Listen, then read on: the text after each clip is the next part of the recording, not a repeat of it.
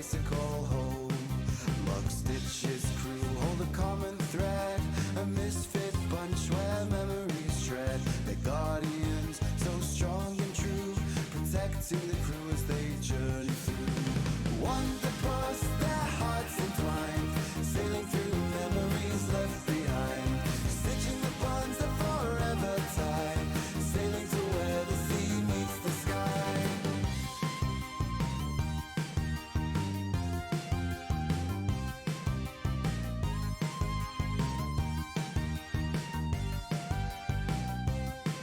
Way weavers weave a tapestry grand, unraveling mysteries hand in hand, sailing the waves beyond the stars they soar, forever seeking more and more.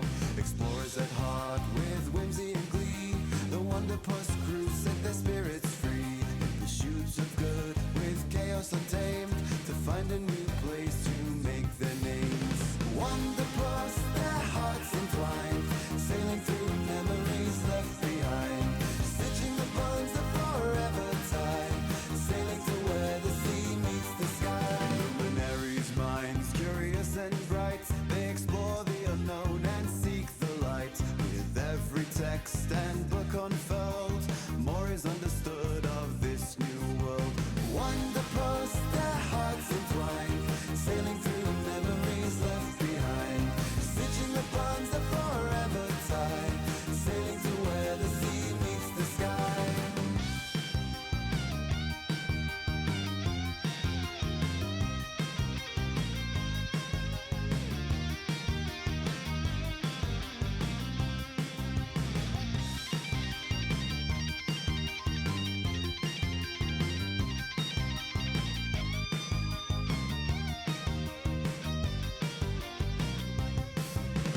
Seen God steadfast against the tide, protecting the land they stand with pride, rising up from the city walls, keeping the rest safe through it all. Mysticians with their gift for spell, in the threads of magic they weave and dwell, observing the universe's hidden seams, propelling the crew to their hopes and dreams. Wanderpus, their hearts entwined, sailing through memories left behind, stitching the bonds that forever tie, sailing to where the sea meets the sky.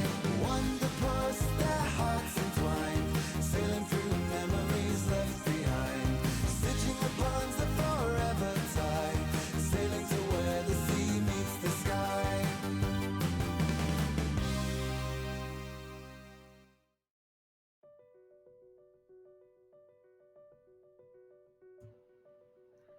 Hello, everybody, and welcome to the second game of October, the Hell Month.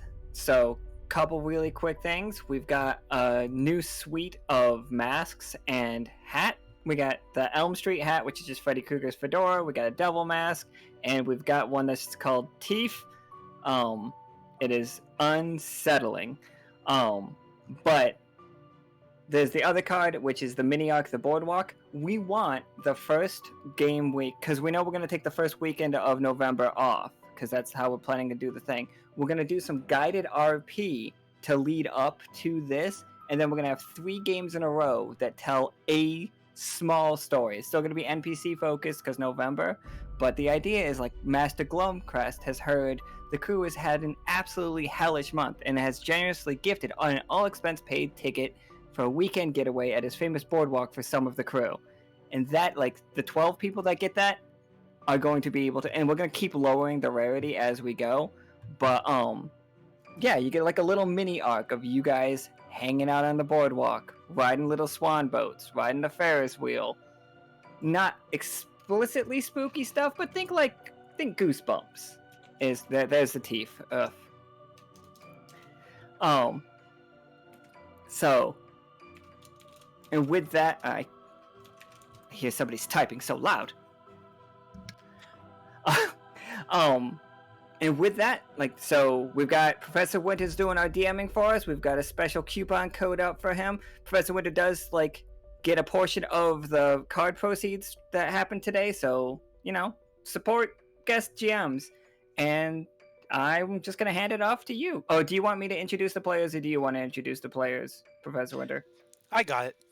Excellent. There you go. Show's yours, man. All right. Good evening. Good evening. Gosh, Oh no. That's way worse. That's infinitely worse. My bad. Oh dear.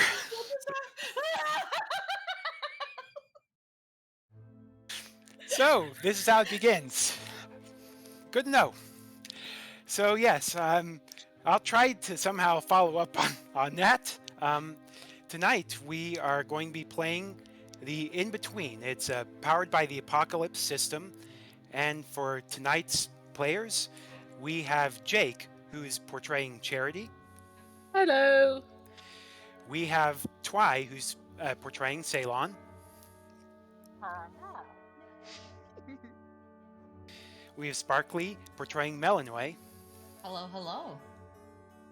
And we have Atos portraying Pollux and Castor. Hello, hello. Oh yes, that hat makes it so much better. It's so much cursed. So cursed. I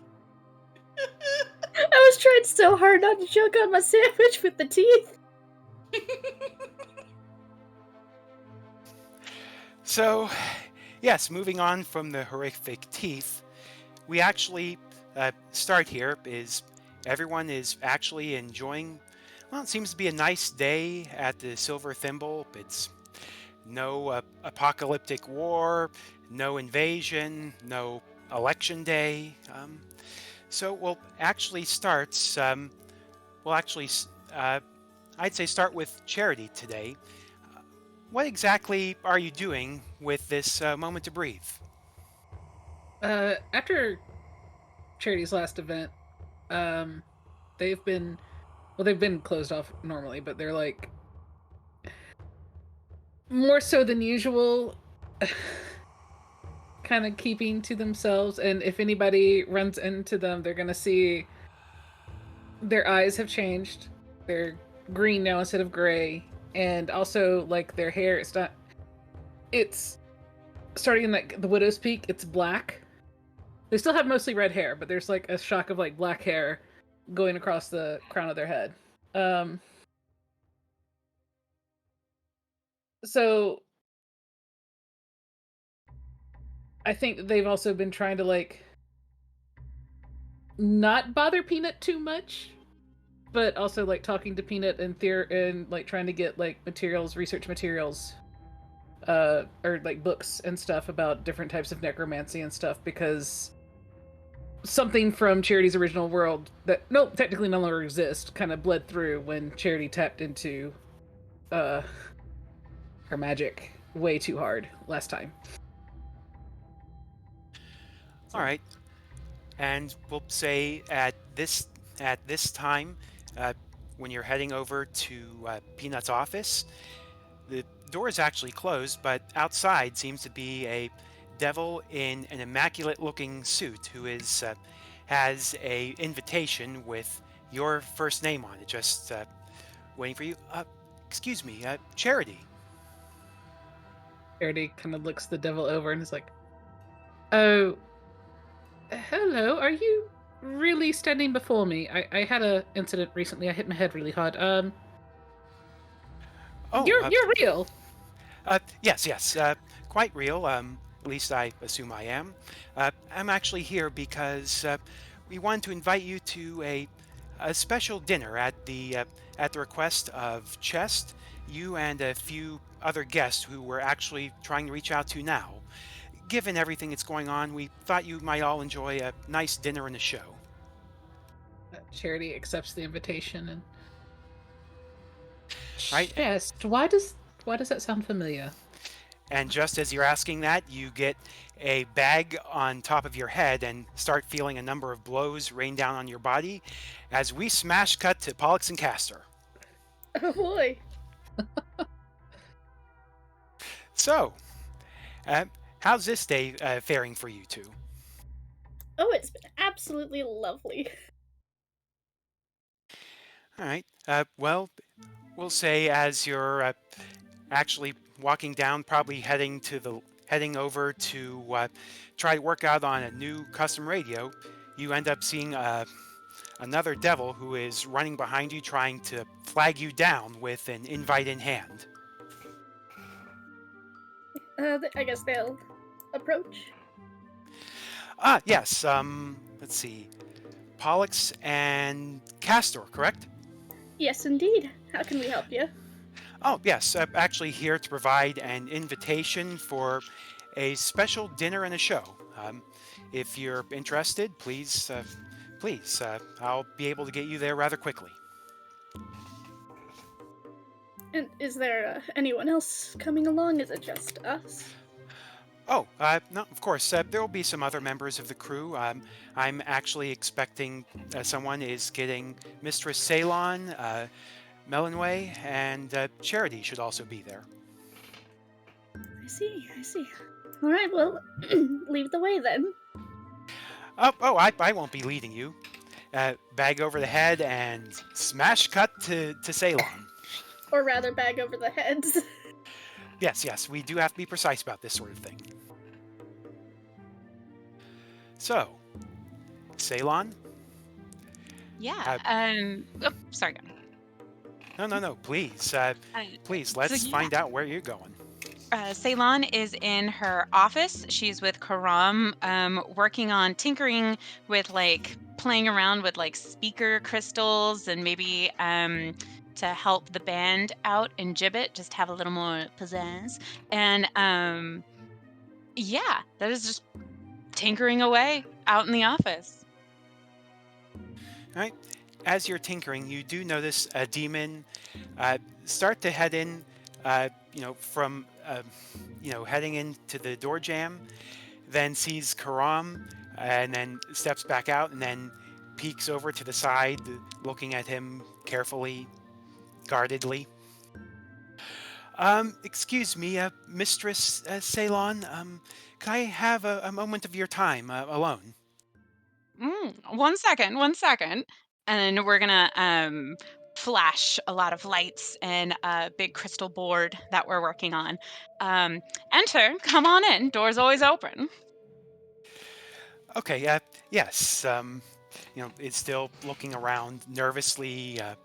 Looks like this devil is expecting to be jumped at any given moment. Maybe justifiably. But regardless, excuse me, I'm actually here to invite you to a special dinner and a show at Chess' request. Already have a few of your colleagues invited and on their way now. It should be a nice evening for everyone. Chance to have a nice meal to show off, and otherwise, allow some unwinding. Would you be interested? On their behalf, of course.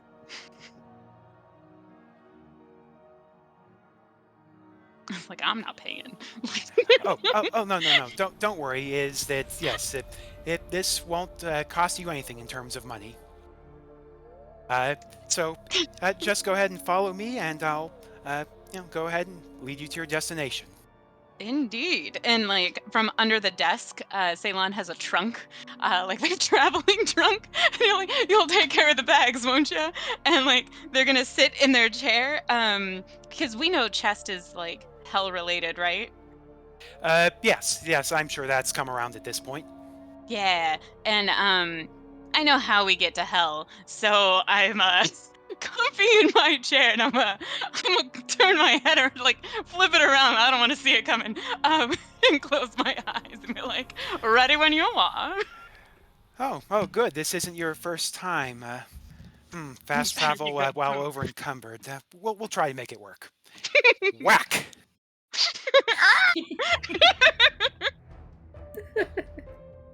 All right, and then we will finish off with Melinoe. Where does the day find you? So I'm probably in my medical office, tinkering a little bit with a mini hydroponics system I got from the science divisions, just for immediate stuff. Just tinkering around with it and pruning. Okay, from outside you hear a quick knock. Oh, come in! Yes, hello. I'm sorry, is it pronounced Melinoe? Close enough. How can I help? Okay. I'm actually here to invite you to a special dinner show for you and a few of your colleagues. Um, it's of course no cost to you. It's all being taken care of by Chest. Sure it'll be a nice unwinding evening. Something, have a little fun. Get the able to talk with Charity and Ceylon, Pollux, and Castor. Please, would you like to come? Oh, sure, hold on one thing. I'm gonna write like a little note going like, okay, when it was invited out to dinner, please go see other doctors if need be. And be like, okay, I guess I'm ready to go. How do we get there? Oh, it's quite easy. Whack!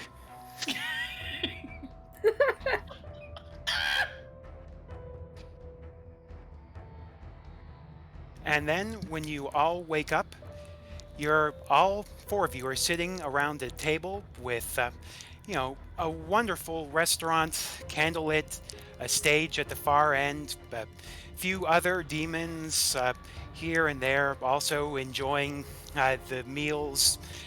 Chest is right there. If you want, each of you may be a little better dressed to suit the Victorian look. So it's up to you, but you can have a bit more of the proper attire, or you can just say screw the dress code entirely. It's up to you.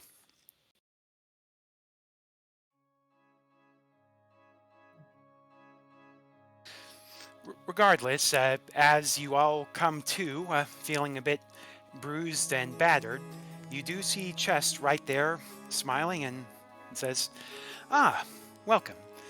Glad to see all of you have made it here in one piece. Of course, I am not sure if you know all of me in person. I'm Chest. I will be your host tonight here at Hell's restaurant and hotel. I do really hope you enjoy this. We do have a great show for you and for everyone else. So please sit and go ahead, mingle, and enjoy yourselves. I'll have the food out shortly."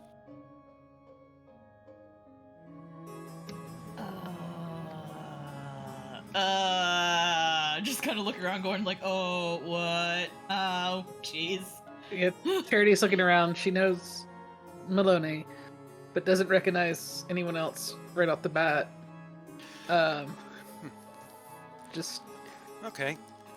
Well, with this there, as you do look around, you can see quite a number of various figures. Like, you see, it appears to be a red horned demon in a blue, in this case, a blue suit, who is, it appears to be chatting with a woman with red eyeglasses. And wait, are those eyes?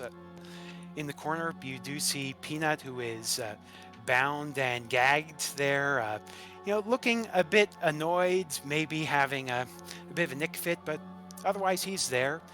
Also, there is, at a table of his own, there is this one green leafy figure, kind of hard to tell any sort of gender, and who is, just seems to be soaking up the ambiance. Based on one of those roots, maybe soaking up something underneath the floor. And like an ancient, withered-looking skeleton who is talking with this other woman who seems to be radiating gold. is Peanut guarded, or No, he's not guarded, but Chest, who is over here, sees you looking and steps back over and says, "Oh, yes, you see him there. That's actually for necessity. This is a non-smoking establishment. Excuse me, let me make sure the dinner's on its way." I've told him. I've tried to get him to quit. He doesn't really listen.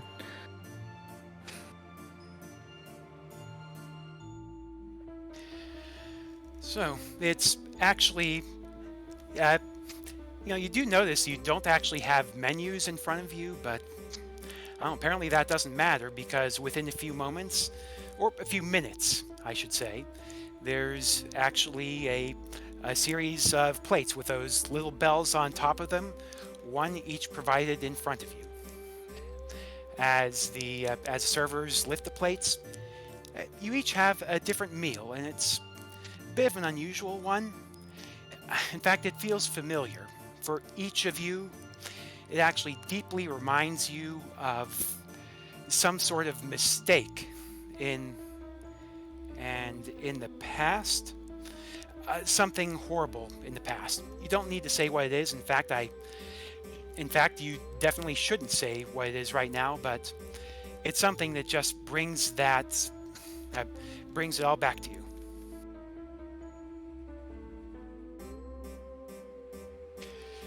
Definitely not the sort of pleasant meal you're anticipating. Melinoe is just kind of just staring at her plate, because one, she can't eat, and two, it's just like, who the fuck knew? Charity is not saying anything, but they've gone rigid in their seat and looking a little pale right now. Well, I'm gonna eat anything that's put up in front of me. Like, no worries, it's gonna hurt, but that's what we're here for.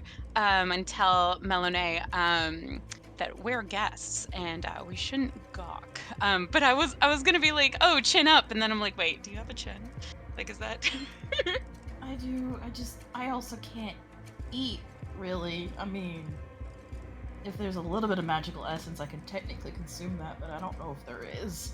Ooh, see if you can. Well, I mean, if you were invited specifically, then I would assume that they would have something to accommodate you. Mm-hmm. It feels more of a jab at me, even more because of my condition. How would Melinoe get sustenance?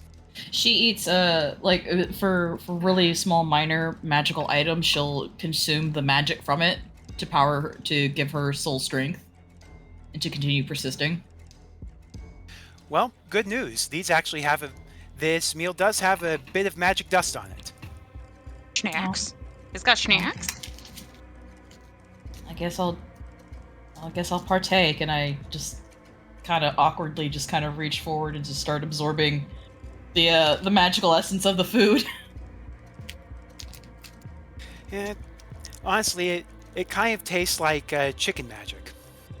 Oh, I haven't eaten chicken in almost 200 years. Sorry, I was thinking of shake and bake. Chicken magic.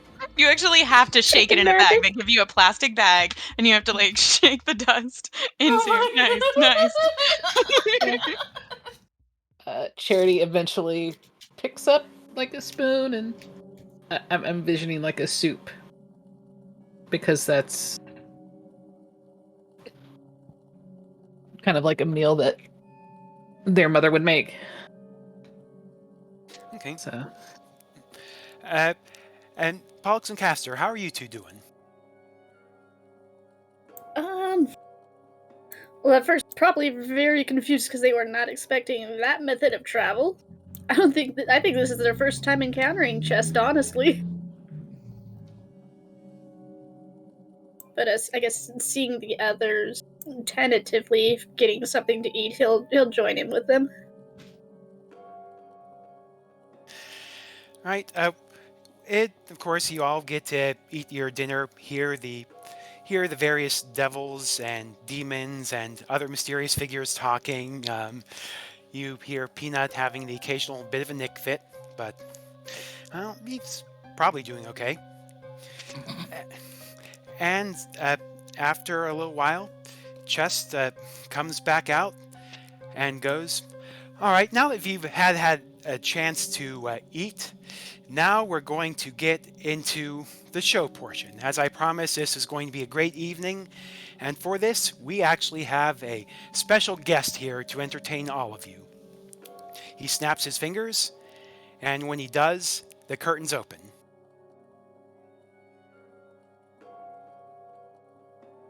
Oh, let's see here.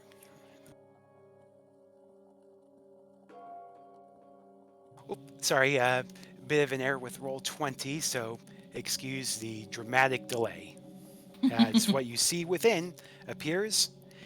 And what you see when the curtain opens is you see a mic stand, and at the bottom of it, with one hand around the bottom, you see Juris laying on the ground, a pool of blood under him, dead. A gasp. Oh god. Oh. Charity pushes back in her seat, kind of like in shock. A little bit. After about 10 seconds of silence, there is a smattering of polite applause as Chest quickly snaps his fingers again and makes a gesture for them to close the curtain. And once he does, he quickly, yes, everyone, sorry for the rather short show. We'll actually have you, please feel free to enjoy our other amenities. Actually, could the four of you stay here for a moment? Looking to everyone at the table of honor. Okay. All right. It should not. Juris? I assume it's for dessert. Do you need a doctor? Yeah. We probably will. I will tell you, this is not the sort of show we were expecting. Actually, I was planning, or what he's going to do is, let me check here. Yes, Juris was supposed to be doing an extended show on something called the Rooker-Feldman Doctrine and an encore on abstention, whatever that is. Unfortunately, this obviously puts a bit of a crimp in things. You all knew him, right? Or at least knew of him? I knew of him. I don't believe I had the honor of meeting him, but Well, I knew neither. and now Fair. Charity is like casting furtive glances back to like Peanut, like wondering like, is Peanut next? yes, well, regardless, I figure at least the four of you were more familiar with him than the others, so if nothing else, as my guess, well, I mean, when you have blood, you make victory wine, so I figure perhaps the four of you could make a good show of finding out who killed him and why they killed him, and make sure there isn't an encore looking back at Peanut furtively. Oh, okay.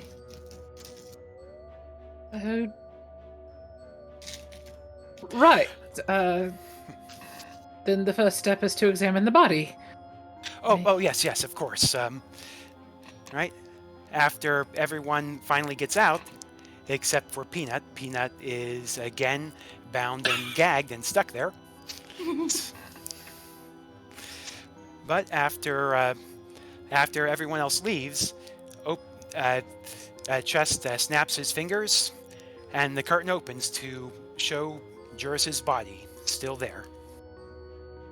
Okay, I'm gonna go walk up to Juris's body and take a quick look first over it before determining if I need to turn over the body.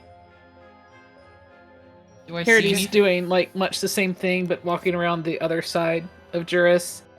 They've actually used to do this in their world for a living, so they're kind of just like staying far enough away to not like touch any blood or evidence, and just kind of crouching a little bit to get a closer look. Okay, I think at this point, that's actually a good time for our first roll of the evening. I will say this is going to be an information move. So, and given this, since it is studying and research, I will say for each of you, it will be a 2d6 plus reason. 2d6. Okay, so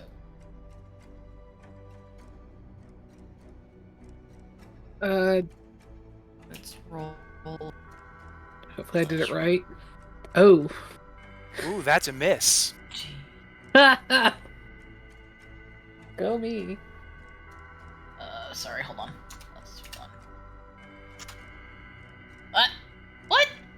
Oh. I'm sorry, my computer's being a little dumb.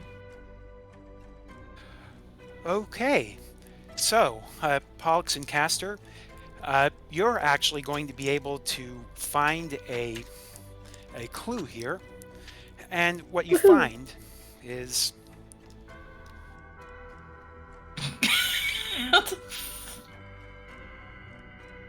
Ignore me, I'm sorry. No Oh, spaces, that's- I think. I don't know. that's kind of right there. What you find is your first clue. It actually appears to be an unusual method of attack. Is it something there? It looks to be a literal stab with something sharp in the back, but it doesn't look like a knife. It's something else, something that you wouldn't normally see. Okay, and 10, so that is actually going to be another clue. Is taking a look there is you actually focus on the blood, and when you see that blood, you're not sure. It may just be a spatter of blood, or could be some makeup, maybe both. It's on the floor here. Okay.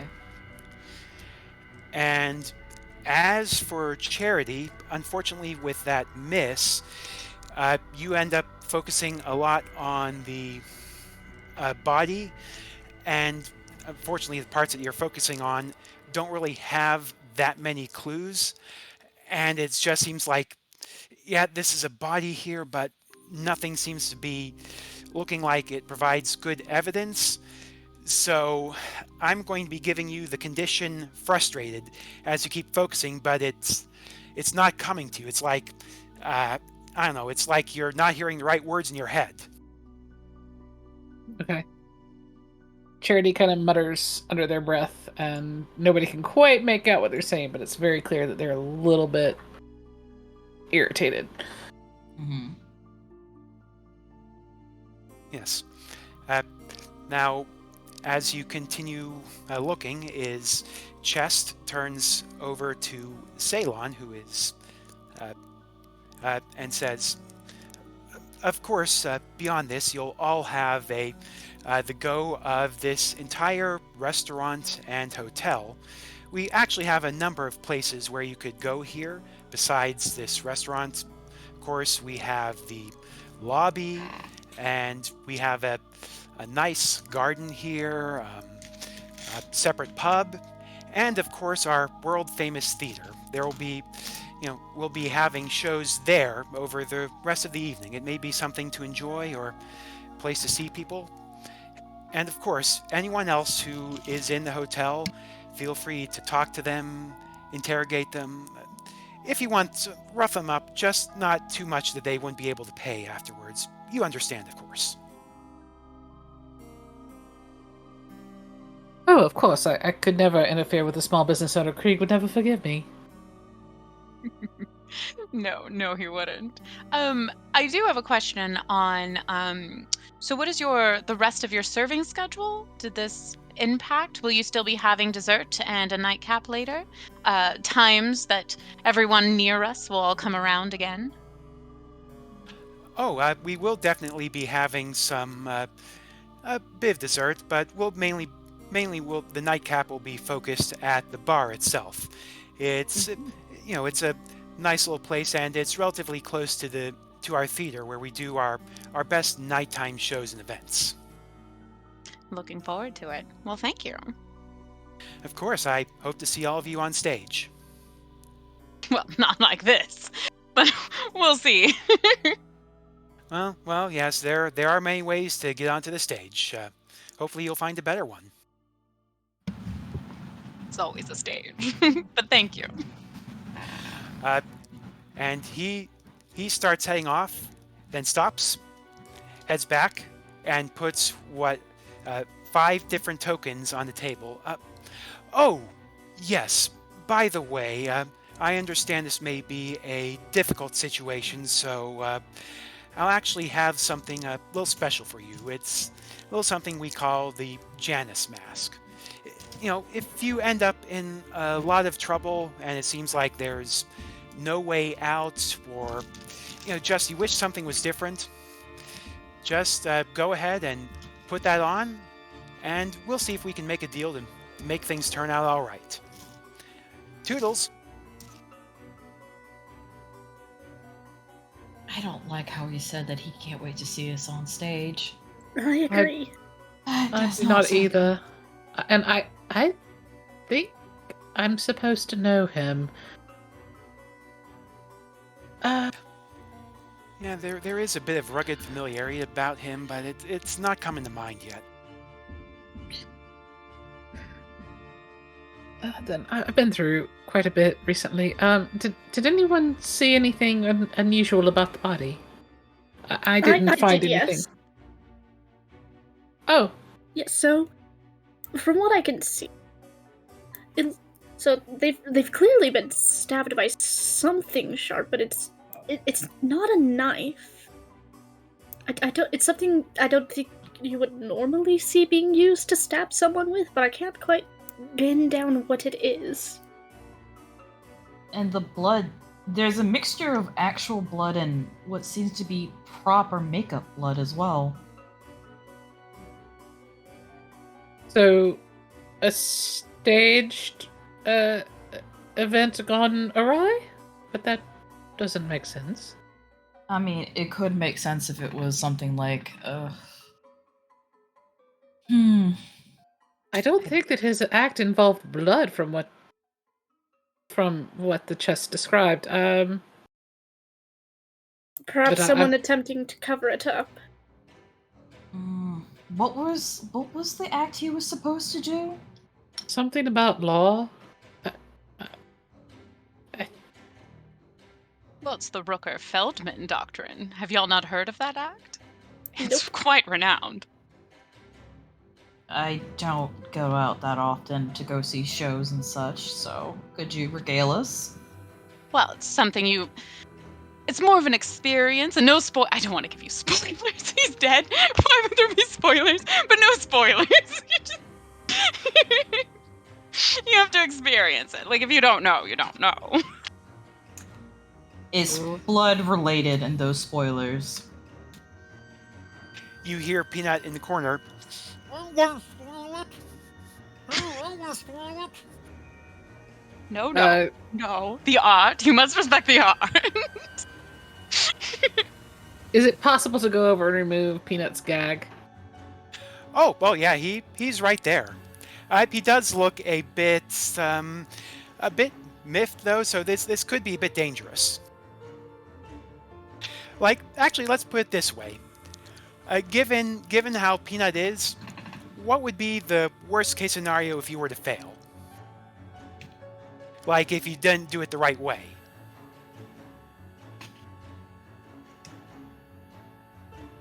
Oh boy. Like, remove his gag? Yeah, if you remove his gag, but what would be the worst state he would be in if you remove the gag? Like, what would he be doing? Like a hairball. Like he's just also coughing up a big hairball the entire time. Or accidentally getting bit. Oh. Well, that's up to you, Charity. Which one sounds better or worse for you? 'Cause Getting I'm going to bit have you... sounds worse because cat bites are terrible. I can Okay. agree. Because I'm having you make a day move for composure. Okay, so So that's 2d6 and add your composure. which I don't have anything additional to that, so woo! Doesn't matter. You're good. Take off the you take off the gag there and saying, "Oh, I wanted to spoil it." Oh, can you spoil it? And what on earth are you doing here? Well, like Chess said, it's a no-smoking establishment, and I really need to go to desperate measures to go cold turkey. So you made a deal? Of course. I may not agree with the methods, but you did need to give it up, and the caffeine too. But it's caffeine. Peanut, if you have too much caffeine, it will kill you. But on the Peanut other remains hand, conspicuously silent. He's mulling it. what do you know about Juris and the Act? Well, yeah, his Rooker Feldman is pretty complicated, and I don't know. I always think it's kind of boring, but I don't know. Maybe Ceylon saw a much better version. I mean, he's a good lawyer. I mean, good lawyers make enemies. Probably a few people around here who want him dead. You didn't want him dead, did you? I don't even know him. Right. Sorry. It's lack of nicotine talking. Yep, I'm sure you're good. You think I would kill someone? You really want me to answer that? We'll say no. We'll say no. Right. Edge. Oh my goodness. All right. We'll speak later. I suppose I shouldn't interfere in your. Yeah. Do you mind putting the gag back on? I actually have a nicotine patch snuck in under my cravat, and I'm really desperate to get the thing. Okay, this feels a little wrong, but I'm gonna put the gag back in and Thank you. Okay, I feel like I might need to shower now. I suppose we should speak with some of the guests. Or was there anyone else scheduled to go on stage tonight? I don't know if that was answered. Well, last you saw is there were a few people that were going to the theater. Especially, it looked like the woman with 6 eyes and her companion in the blue suit were headed to, looks like one of the rooms is marked as the Grand Theater. Okay. Well, suppose we have to start somewhere. Interrogating people. I don't see anybody backstage, and they kind of take a look just to make sure there's no one else around. Not at this point. It's just the cooling body of Juris. So, like, how much of a... So is it, like, just a... Like, obviously, he's, like, it's a fairly significant puddle because he bled out, but does it look like there's any trailing blood anywhere? I'll say give me another information move. Okay.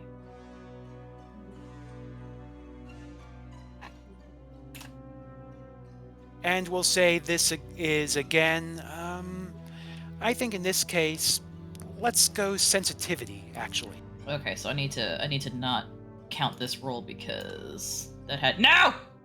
Ignore it. Ignore that because it had the +1. Ah. Sorry. So, sensitivity, okay.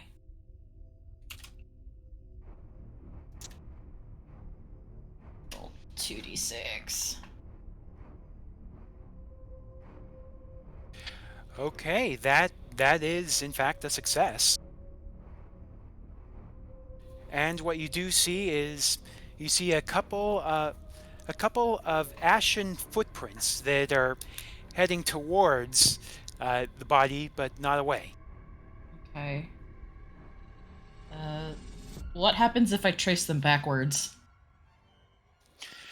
After about 2 steps, they stop. Well, that's great. That doesn't leave much for... And I'm guessing they just look like ordinary shoe prints, like nothing special about them. Yeah, they look vaguely shoe-shaped. Okay. Well, whoever left these ash prints are probably the ones who stabbed Juris, but I don't want to make assumptions just quite yet. What sort of person leaves ash footprints but only 2 sets? I'm gonna look up to see if there's, I guess kind of like glance up to see if anything is amiss up in the catwalks or anything that's, because I don't know how big this little theater is that we're currently at right now. Unfortunately, it's not that big. Yeah. There is a couple places there, a small catwalk, but just large enough to hang up the curtains. Yeah. Okay. So. Well, unless Chess can just magically manipulate the curtains, if we can find someone who works them, that'd also be a good idea to talk to them. Maybe in the big theater. All right. Well, I mean, if you want, there are ways to try to call Chess' attention. Like, I'd say, for example, maybe a day move with some sensitivity, or if one of your colleagues has a special way to try to call it a supernatural, that might work. But you'd have to convince them of that. Okay.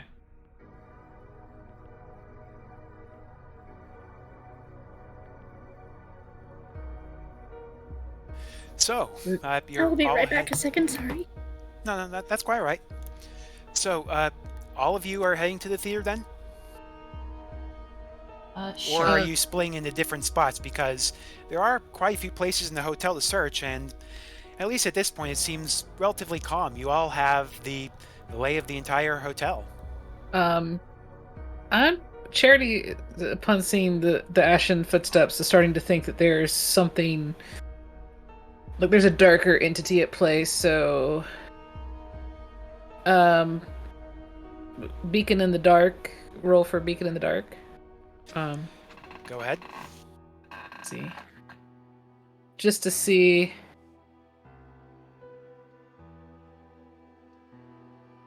Okay. Okay, so that is okay. A 9, a mild success. So let's see here. And actually, could you? Yes, and actually, the way we'll do that is, let's see. We'll actually have it where you get a call to try to head to the grave garden. Well, you'll see why it's called the grave garden later. That's what it's called, but we'll actually have you go there, and Yes. with that, we'll actually get to you momentarily. I think first we'll head to the theater. So everyone just sees Charity kind of like pause for a moment and just turn. And says, "I'll catch up." Are you quite alright? I'm perfectly okay. I just, oh, trust me. I'll be fine. I just have a feeling I need to go this way. And their eyes are glowing just a little bit green. Okay, yeah, that was going to be my next question. Good to know.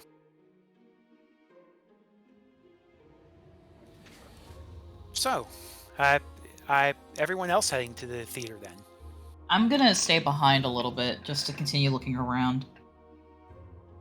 Okay. I was thinking that with that like Melinoe and I can maybe set up like with crystals to kind of like in an investigation you put up the tape, that to start like a barrier. Hopefully nothing goes in, nothing goes out. Maybe just like the stage area in a way to like protect the scene but also the body. And Juris the spirit, they're a great artist, great orator. Okay, then we'll say, Ceylon, since it sounds like you're going to be the one in charge of this crystal barrier. That sounds like it could be a bit difficult, a bit risky. What would happen if this barrier malfunctions or fails? I think like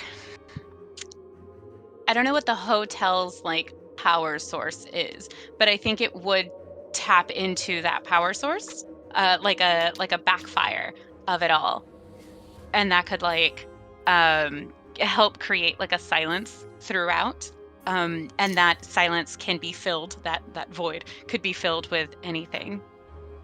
during that time. Yeah. Oh, now that is interesting. I'll say that will be a day move with sensitivity. Oh, like right now, right now. Oh. Oh yeah, right now, and we'll get to the results later. We just like do stuff here. I'm still waiting on dessert, but okay, all right. Oh, Let's someone go. will be getting dessert. Let's find out who. Give me that roll. do, maybe. Okay, that's a 10. Okay, we'll get to the results later. Yay! In the meantime, we're heading over to the theater with Pollux and Castor. Hey.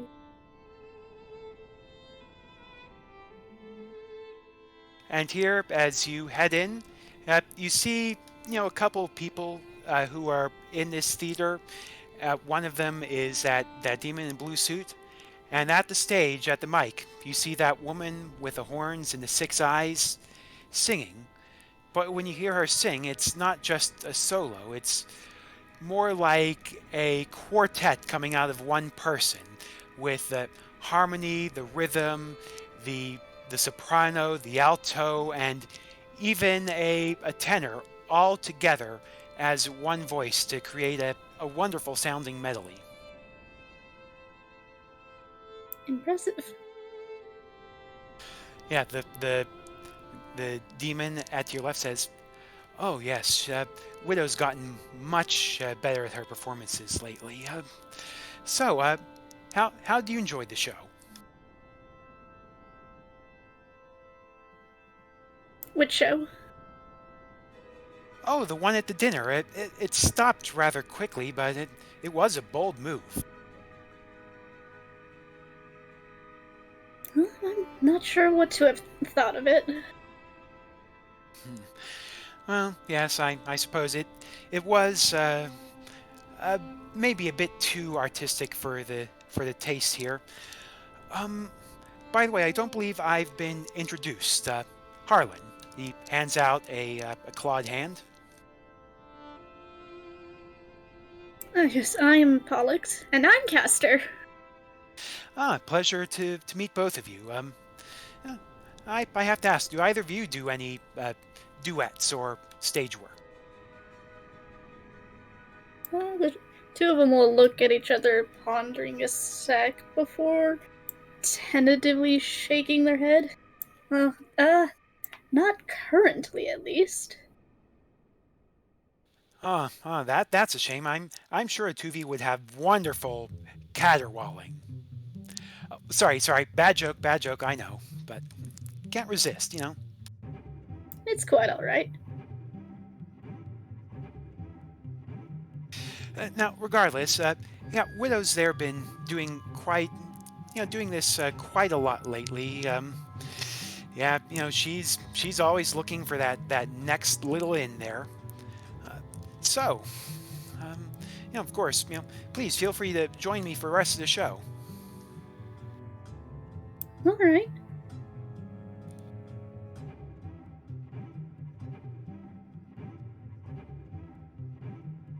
Now, of course, the show keeps going.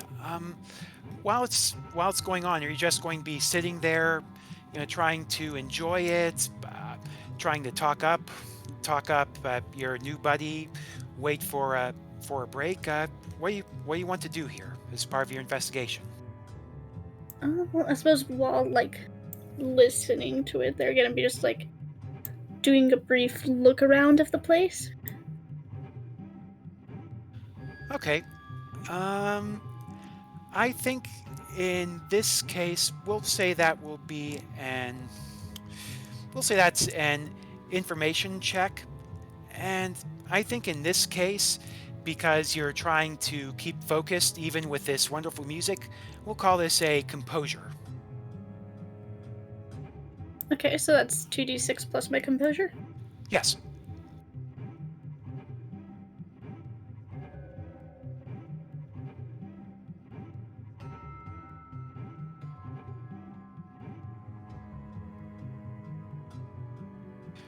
Ooh, 8.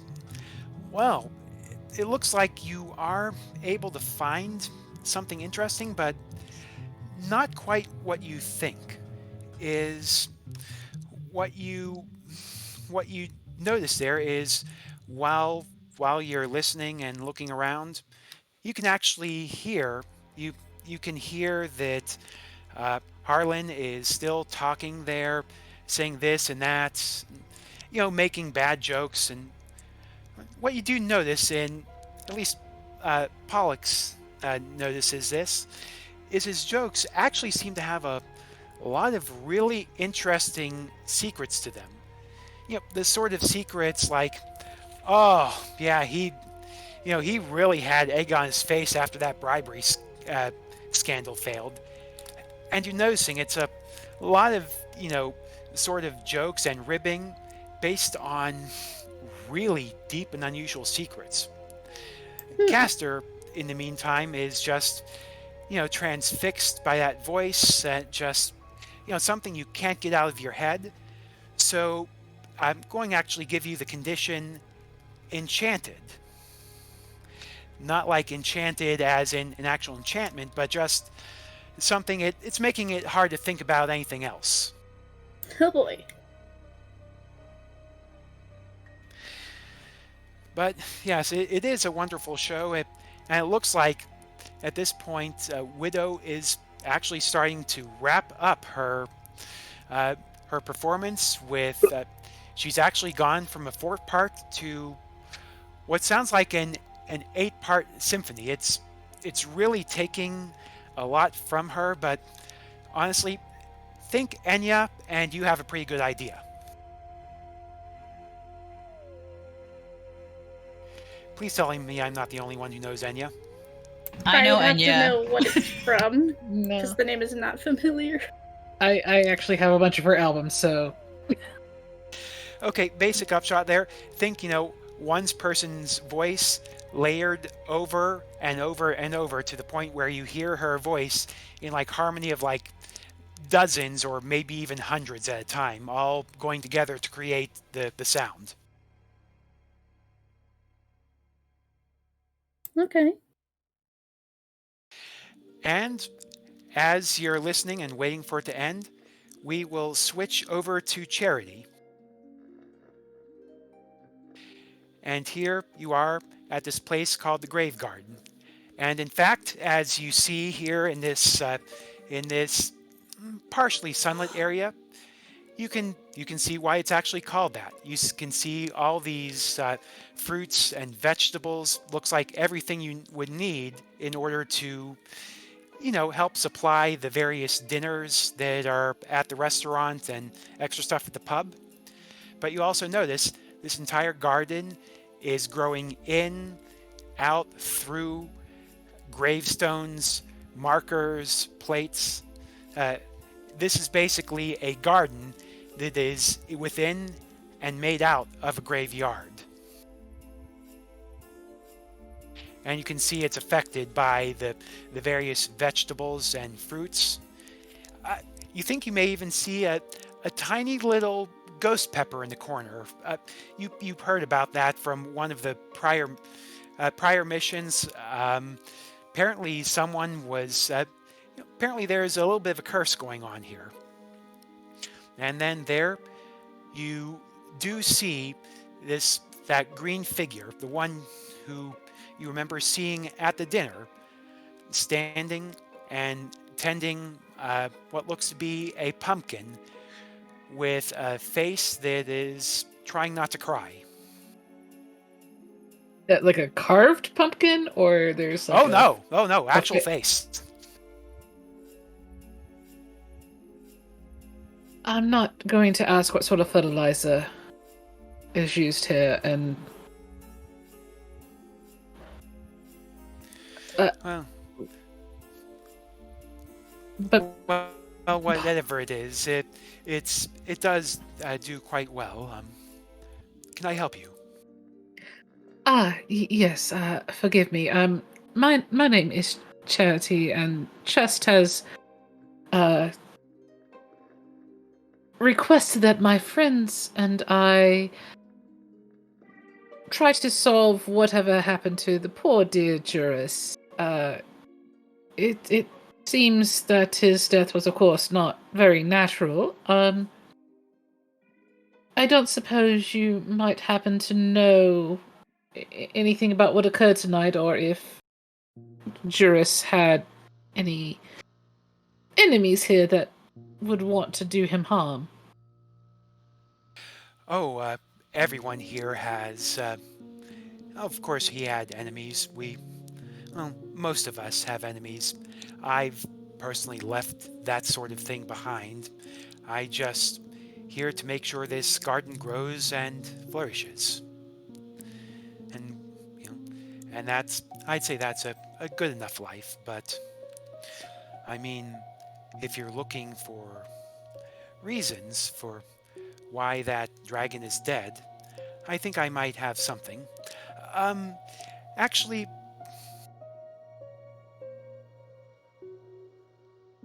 what I'll say there is, if you'll give me a moment there, I know my little companion here, Edgar, has been talking a lot about something that scared him. Maybe you might be able to get more information. I actually have to make sure my little ghost pepper is growing big and angry and evil, for lack of a better word, if you'll excuse me. Edgar? Who's Edgar? You see the pumpkin start to sniffle, and she doesn't even know my name. Ooh. Oh, I'm so terribly sorry. And Charity kneels down in front of the pumpkin. I do apologize. I've never quite seen a garden like this. I'm so sorry to bother you. Would you happen to know anything about Juris and what occurred? A little. I know at night, last night, someone was here whispering about what they were planning to do. I did hear Juris. I mean, it. Do you still have the body? I'm so hungry. The body's still on the stage. I suppose this is a graveyard, quite literally, and this is how you're fertilized and grown? Oh, and you actually see Edgar smile a little bit. You're not quite sure if the crying was better or worse. Regardless, uh, Rigby is. He goes, yes, Rigby, the gardener. He found this place and wanted to make sure nothing goes to waste, and especially not the dead. And after that breakthrough with ghost peppers, he's just managed to create a whole new field of specialized fruits and vegetables, like me. Right, and the restaurant and the pub, do they serve, well, you? Well, not me. I'm special, but all these other people, the ones who aren't smart enough. Oh yeah. And what makes you so special? Like, why are you able to converse? Come on, a little closer, a little closer. Charity does lean in just a little bit, but not far. Actually, is this something that unnerves Charity? Or is she good? Are they good? It's a little bit more that the whole idea of desecrating the dead. is what unnerves them. What upsets Okay. them more or less. Not like a scared upset, but like irritates them. Okay, then given that, I'm going to have you make an information roll, but given your frustrated condition, that will be at disadvantage. So you roll 3d6, and you take the lower 2. Okay, well actually I can click on the information and roll at disadvantage. Yes. Okay. Which ability do I use? Composure. Composure, okay. Okay. You are going to be able to get a clue, but with a complication. And what we're actually going to do is we're also going to roll that into your beacon in the dark. Okay. Because what you get is these are secrets. These are secrets not in Edgar's voice, but it sounds like in a completely different voice, a distorted one. So I will say, go ahead and ask your 2 questions. Okay. The first one is, what do you intend to do? I intended to ensure that my secrets were safe, and then just having a good show and having a chance to get a little more torture, that was a bonus. What do you want from the chest? What do I want from the chest? Well, power is always nice, and information is power, but then again, so is money. I think, ideally, I would want to take everything from chest, but, I mean, at this point, I could start by taking his reputation. I see.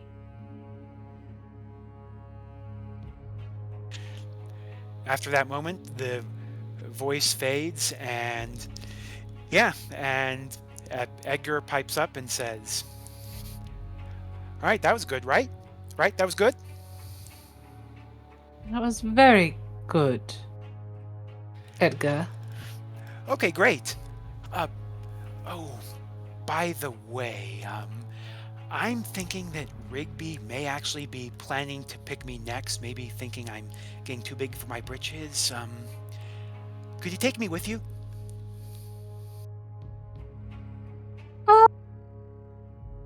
Don't worry, you can pick me, I'm ripe. I'm not certain the chest would be amenable to that. It might be considered stealing, and I'm anything but a thief. Oh, that's unfortunate. Hey, Rigby! She's trying to steal me! Help! What? Charity gets up and looks over at Ruby. I would do no such thing. What use have I for a talking pumpkin? Apparently just as much use as I would. And they start heading towards you, looking very cold. You're not quite sure what they're going to do. So the question is, what are you going to do?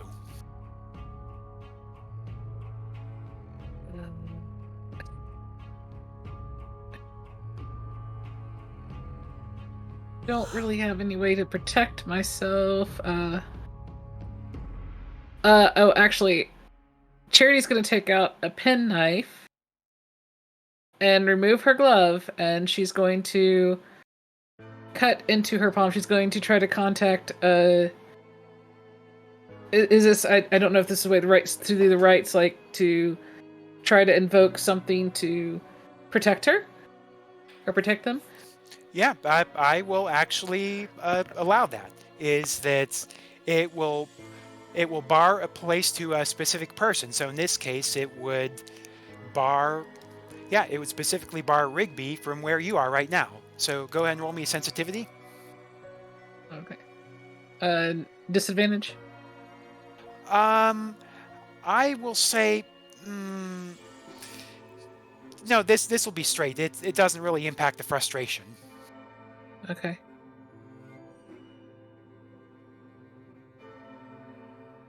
Okay, that is a very nice success. So, yep, you have your effect. Is it as he's moving closer, you get a bit of, as the blood flows from your hand into the ground, and the ground like, Sorry? like an invisible kind of force field. Maybe like he kind of walks into it and can't quite touch. Yes, and he looks at you impassively. He actually tries to. What you end up seeing there is he actually tries to throw a couple of thorns at you, which stop in midair and then get stuck there.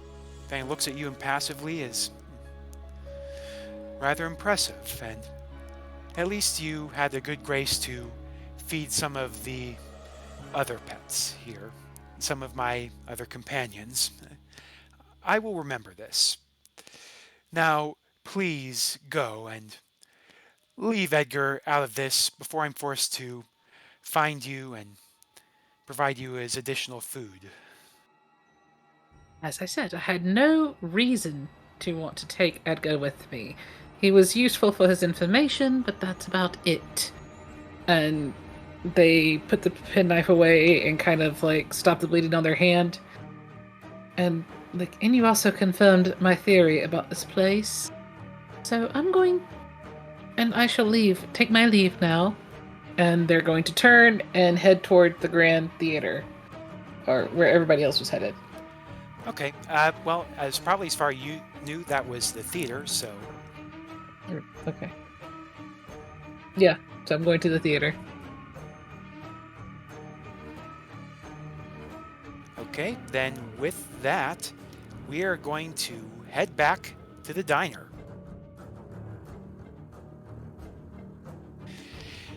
And yes, with your roll is that it's actually, yep, your little cordon seems to be working just fine. It's actually, could you describe again how it's working to try to keep people away from the body? Yeah, that's a good question. I think emotional magic kind of stuff. Each crystal is a different emotion, and so I think it's filled with a lot of like opposing emotions to keep the area neutral.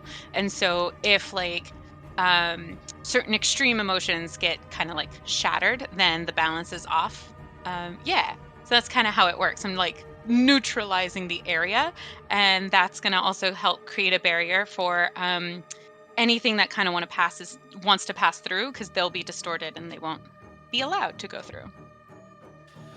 Okay, that's good to know. Also, whoops, forgot that to hide Charity, Pollux, and Castor there. So, yep, they're gone now. Bye. So yes, this place is now protected, and of course, there's not many people mulling around. Well, at least for a little bit, but eventually people are starting to mull back in, and the first among them is a very, honestly, a beautiful looking woman with golden, like literally golden skin and horns, and a nice like gilded dress, who actually goes there and looks, stays away from the cordon, like she knows better, but looks over and sees the body and says, "In here, I just thought that would be a one-time show." A one time. So you haven't heard or you haven't seen his other shows? Well, no, I was kind of hoping he would have more than one. I mean, I mean, it is pretty impressive, but in this case, I don't know, it seems to get one note after a while. Mode. I do enjoy his original shtick of talking to the power and to the man in general, but yeah, we get it. We get it. But what about yourself? What resonates with you? Oh, me? Well, that's the thing. I actually try to help people be their best selves. I am basically the guru of gold. You can call me Nox. And she immediately takes out a business card to hand to both of you. Oh. Thank you. It looks kind of derivative of Krieg's, but really makes up with it with the gaudiness. Oh, perfect. Krieg has some stiff competition right here. But I mean, like, Krieg, if there's any critique to give him, he could be gaudier, more ostentatious, indeed. With Yes. more jewels, more rings. Oh, yes, absolutely. A woman after my own heart. Ooh, but what do you got there? I'm gonna point to I don't like one of their bangles or essentially and any stone or crystal that they may be wearing. Yeah, actually, what is the bangle that really grabs your eye? Please describe it to me. Like, what's really getting Ceylon's attention? Ah. I think they have a very let's see, they got red. So I think they got like a cinnabar stone, basically, like this beautiful red with like gold inlays all throughout, gold dikes, if you will. And I think it shines with a blue that I've never seen before. It looks like perhaps it's a little irradiated, and it's like, ooh, and that's something that Karam and I were just trying to experiment with. So yeah, that really caught my eye. Oh, yes, it's actually a wonderful thing. It's something I've actually been trying to work with. Of course, one of the things is I try to make people their best selves, but part of that is also taking some of the negative from people and making it beautiful. Like, this is actually a concentration of heartbreak and sadness, and also encased in a shell of rage, in order to really create a sort of a symphony of suffering, such that it is just amazingly beautiful and yet sad. And the person I made this from has never felt better. Oh, so that way you're right. So you're not dampening by wearing it. This is someone's. Evidence of my good work. Indeed. And don't I know it? And I'm going to be very ostentatious and just like open myself up to don't I know it? And like show you all my good work. Show you my goods. Yes. But then it just like turns to Melinoe like and it goes also like time to strut. The idea that we just start strutting in circles around her. Melania's just all like 2 thumbs up. I can just imagine that one scene from like one of the How to Train Your Dragons. Well, no, it's more like just the kind of like, oh, okay, have fun. Game recognized game. Okay, Ceylon, I'm giving you a condition preening. It may be positive, maybe a negative. We'll figure out whether it's a positive or negative later. Perfection. But yeah, looks like you have an instant new friend in Nox, who is just enjoying the heck out of this. In fact, it seems like she is literally soaking it in. That's good. Yep. In fact, Melinoe, besides just giving the thumbs up and the encouragement, what else are you doing at this show? So, is there like a small little like dressing room at the back of this little theater? Actually, I would say, you tell me, would there be a dressing room here? Well, like I would expect there to be like a little like get ready nook in the side at least, like something minimum where they would do like a quick costume check or something. So, Okay, then yes, in fact, there actually is a little small dressing room here. Actually, don't have a map for me, so we'll do, bear with me, theater of the mind. But it does look to be this room actually looks to be relatively simple. You see what looks to be a couple of loosely bound papers, what looks to be a nice looking robe, like one of the ones you would see by a judge in Delcy. Wig powder, lots and lots of wig powder, and anything beyond that. I assume you're just searching for more clues, more information. yeah, just to see if there's anything that matches that like makeup blood that I found mixed in with the real blood. Okay, what we'll say there, this will be a information roll with reason. Reason. Okay.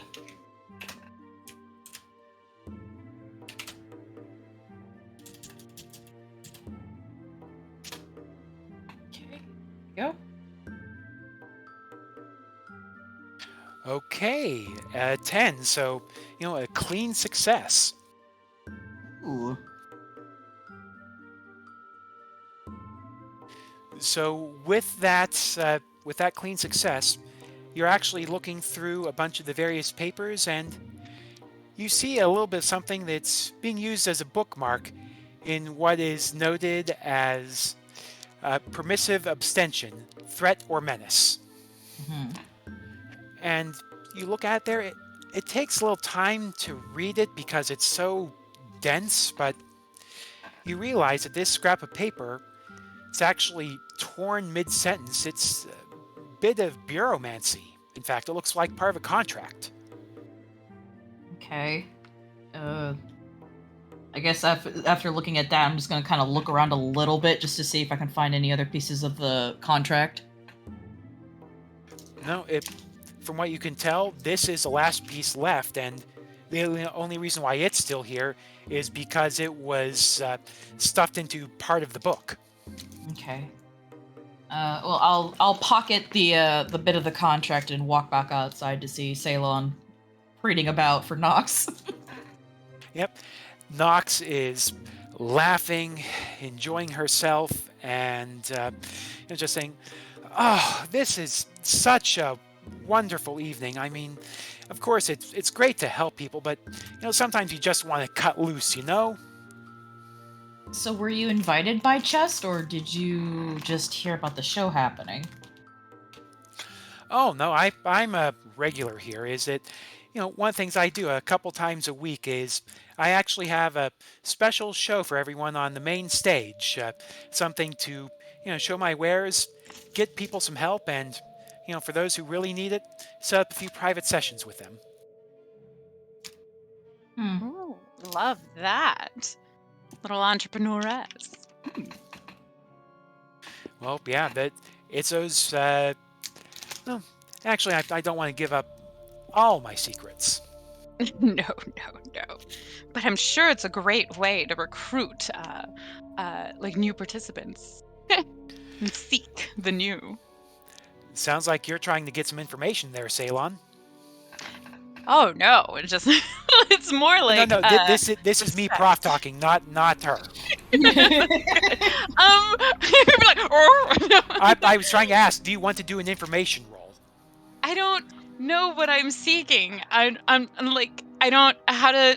Can we be best friends? Like, that's too sudden, right? That's too much. Like, that's too. Yeah, I say in this case, yeah, go ahead and give me an information roll using presence to see if you're able to get additional clues from this interaction. But I don't want to outright say, like, can we be best friends? I don't want to come off desperate. Like, I don't need friends, Like, that's fine. Like, I have the crew. Like, whatever. Well, give me those 2 6-sided. See how desperate you sound. You gotta learn how to be a little bit coy. He just finished running like, hey, baby girl, do you like what you see? Come up on the step upon it. It's gonna be so bad. Oh my god. No. Oh my god! It never goes well. Oh, no. Now, Ceylon, I'm going to let you know something there, because I'm going to tell you what happens, but I'm also going to let you know about a little thing. You know that whole thing with that little mask you got? I'm going to tell you what would happen, but then if you want, you can just put on that mask, and I'll ask you to give me a little bit of information, and it's going to turn out a little better for you. So something to think about while I describe what actually happened here. And as this, you're, doing this, really coming on, and showing your stuff. Trying to show, oh yeah, we're best friends, and yeah, in fact, it does slip out. Can we be best friends? And yeah, you see Nox give you a quick bit of side eye and says, first, it seems like you may be going for a bit more than friendship. Second, I'm not interested. And third, I think you may have just stepped in a bit of the leftover meal. And you look down and yeah, you kind of have a messy foot there. Oh no, is it the shake and bake? Like my foot got stuck in the plastic bag and now I gotta try to keep kicking it off? Yeah, it is indeed shaking a lot more now. No, that's gonna be so awkward. No. So My thirst. So with This that, bag you is would so get dusty dry. you would get the condition embarrassed. But if you want to use that mask, I can give you a better result. Every time I get all up on myself, I step in it. Every single time. So I don't know if it seems very Ceylon to be just this whole interaction feels pretty good, and I know I'm gonna come back from it because hey baby, I'm great. I know what I got. No worries, Melinoe, take it away. And I just keep with now I have to sit on the floor and use my other leg to try to pull off the plastic bag. So you were just hearing the plastic bag sounds Rustling. in the back. Yeah, the rustling, the me rustling and ruffling in the back as you attempt to interrogate. I got too into it. Okay, give me a second. Give me a sec so I can do some Foley work here. Hold on, wait.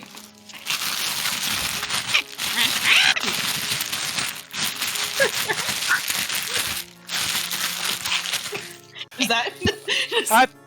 Yeah, that works. I got one myself, but please continue. So, what is this performance that you do, if I may ask? Oh, but like I said, it's really just bringing people up, and I make sure they get the help to help themselves.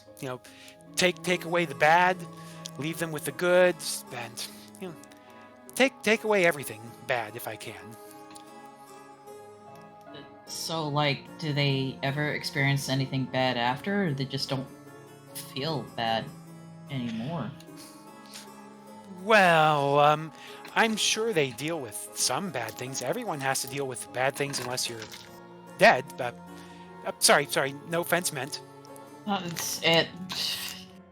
I've gotten over it. It's been 200 years.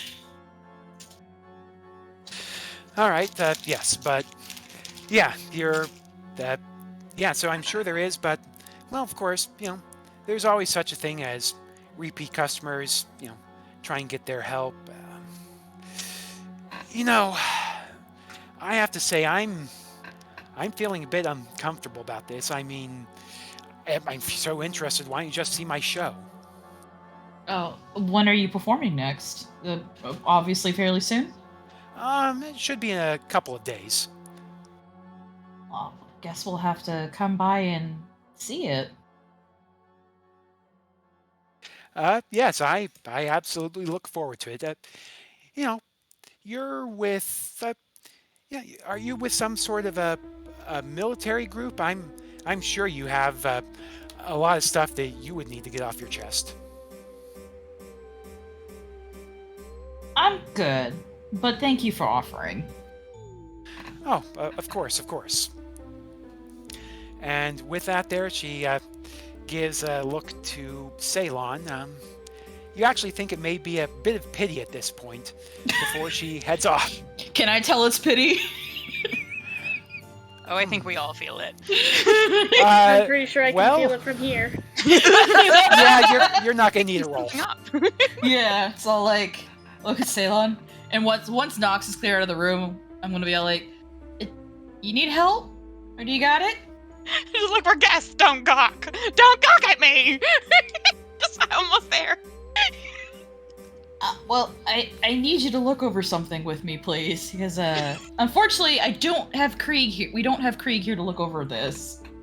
Oh, what do we got? I'm gonna like, and I'm gonna definitely drag the one leg over. I'm gonna show her the contract that I found, the piece of the contract I found. Mm. Well, that's interesting. Gonna look it over, and like it's clearly about like it's in relation to the act, like the little bit of the words, but it's talking about like threat or menace. So it's like what we think it looks like a contract, like it's very obviously like part of a contract. And, it is very obviously part of a contract. You see things about, the party of the first part. Time being of the essence, reference to Whiteacre for some reason.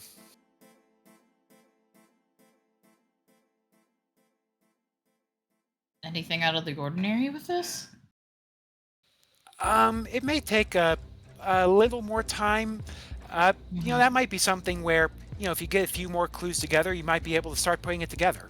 Okay. I really want to go back to the body, like, real quick, and I actually want to use one of the abilities I have. Well, the additional move. Which one? Beneath the skin.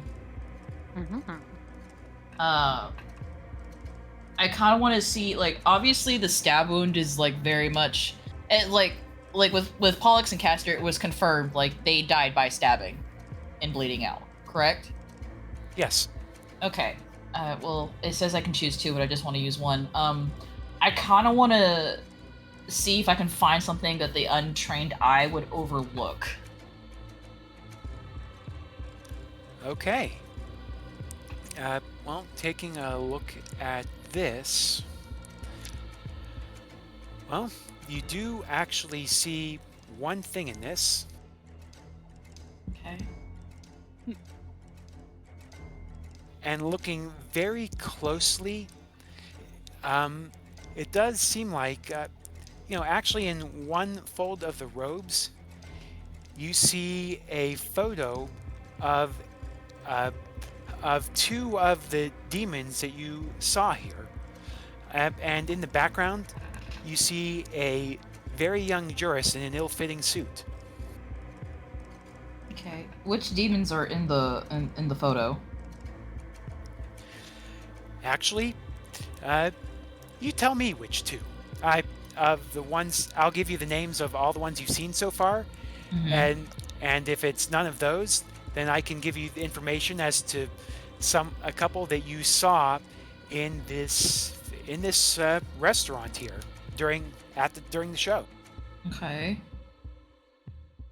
Of course, first you saw Widow, who has the 6 eyes and the red glasses, Harlan in the blue suit, Rigby, the plant person in green, and then of course there is also Nox, that woman in gold, and one person who you also saw here, besides Chess, of course, was this looked to be a skeleton, and not only that, a really old skeleton in an immaculate white suit.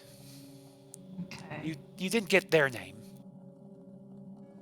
So Choose. I just choose? two of them. Yeah. let me know. Which two do you think are in the photo? What was that? What was the name of the guy in the blue suit again? Harlan. I'm gonna say Harlan and the white and the skeleton-looking one. Okay. So that'd be Harlan and the white skeleton. Yeah. What are the two of them doing? It looks like, oh god. Let's say that they're at like another like restaurant location just talking, I guess. Okay. Then yeah, we'll actually play with that. There is it. What you actually will what this photo shows. It's Harlan and this skeletal demon looking very slightly less ancient on two sides of a restaurant table, and you can see Juris in that ill-fitting suit in the background. It appears to be feverishly writing everything down that they're saying. That doesn't look good. So obviously Juris heard something he probably should not have heard.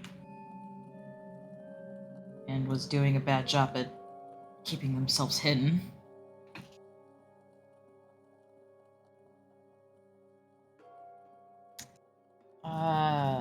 May have found a possible motive. How's it going with the contract, Ceylon? Ceylon has a corner of it like in her mouth, and she's trying to like hum with it like a kazoo, and see if that picks up anything. What? I don't read that great. Like, and you're like, hey, read this contract, and I'm like reading.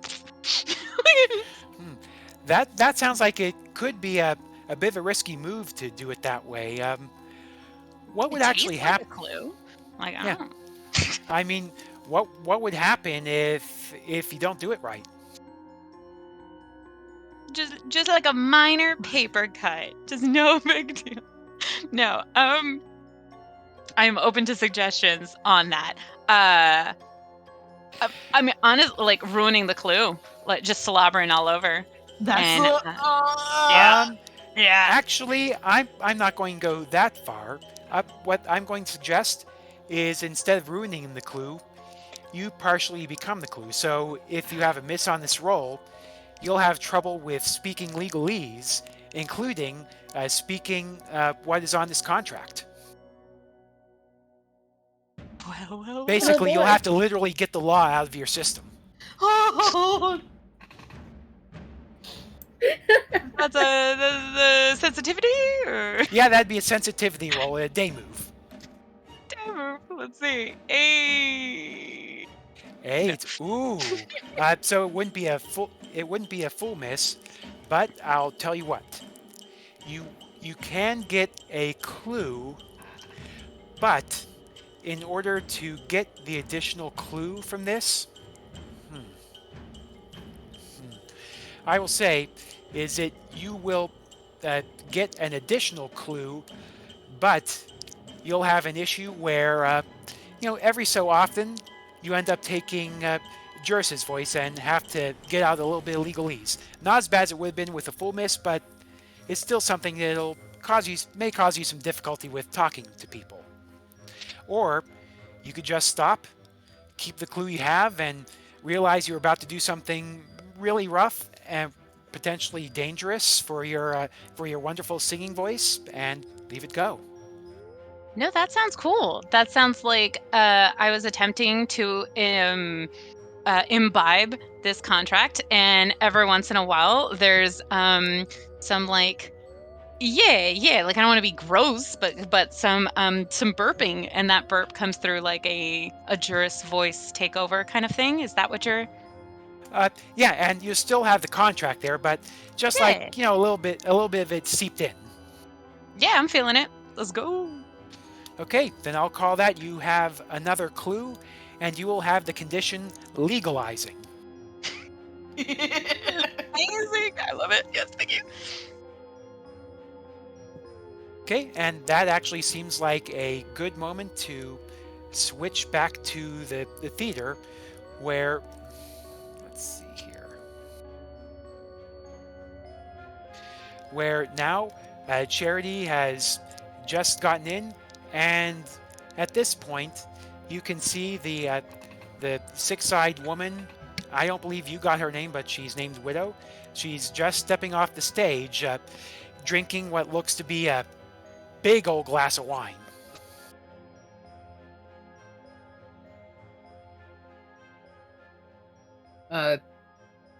Charity's gonna go up to Pollux and Castor and say, I don't suppose you've had any luck.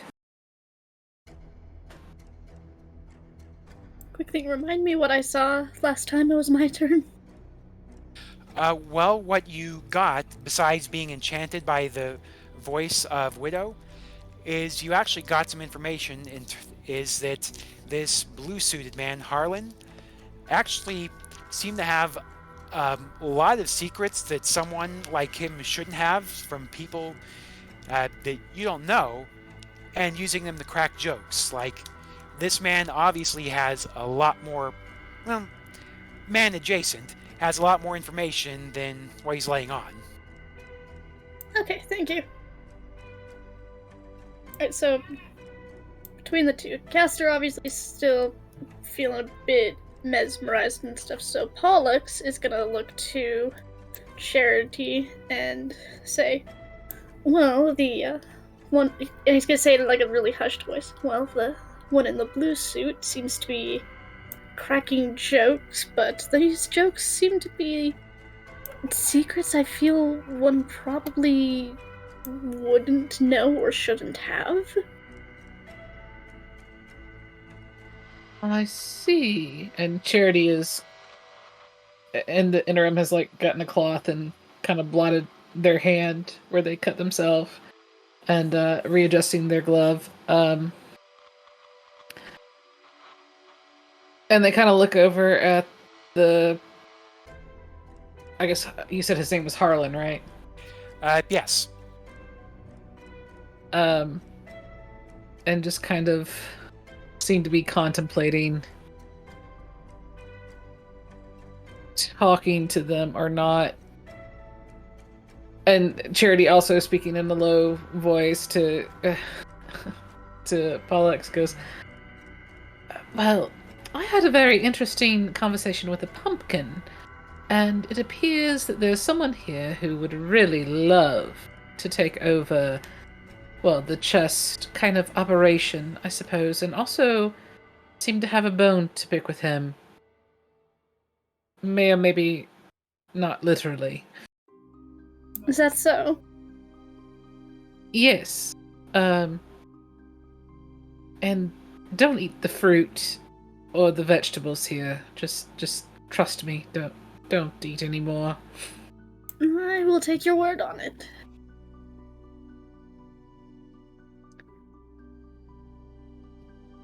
The lady with the 6 eyes, what's her deal?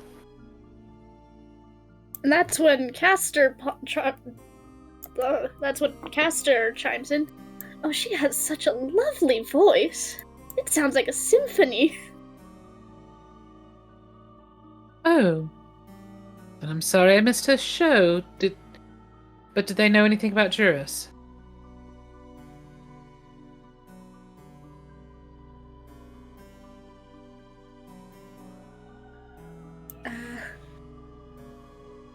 I don't think I caught it. That I was so mesmerized by that. And Pollux goes, yeah, I don't think we got anything from her.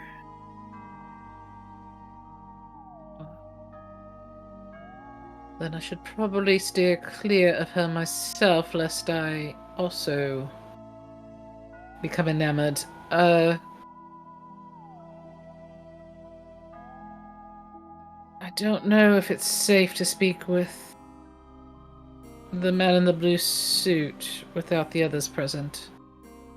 Or not, but if he knows a lot of secrets, then invariably he would have quite a bit of material for blackmail. That I'd agree on. Yep. At this point, you see the man you see that Harlan and Widow are over at the side, talking. He's saying some things, she's laughing at them, and seem to be having a good time so far. Ooh. I'm not sure.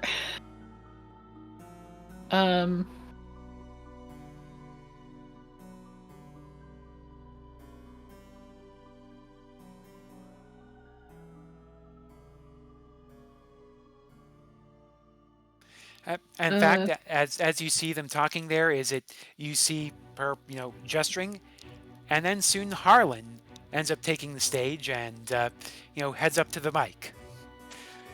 All right there. Hey there, everyone. Who's ready for a little bit of comedy? So Charity turns and looks towards the stage. I don't hear a no.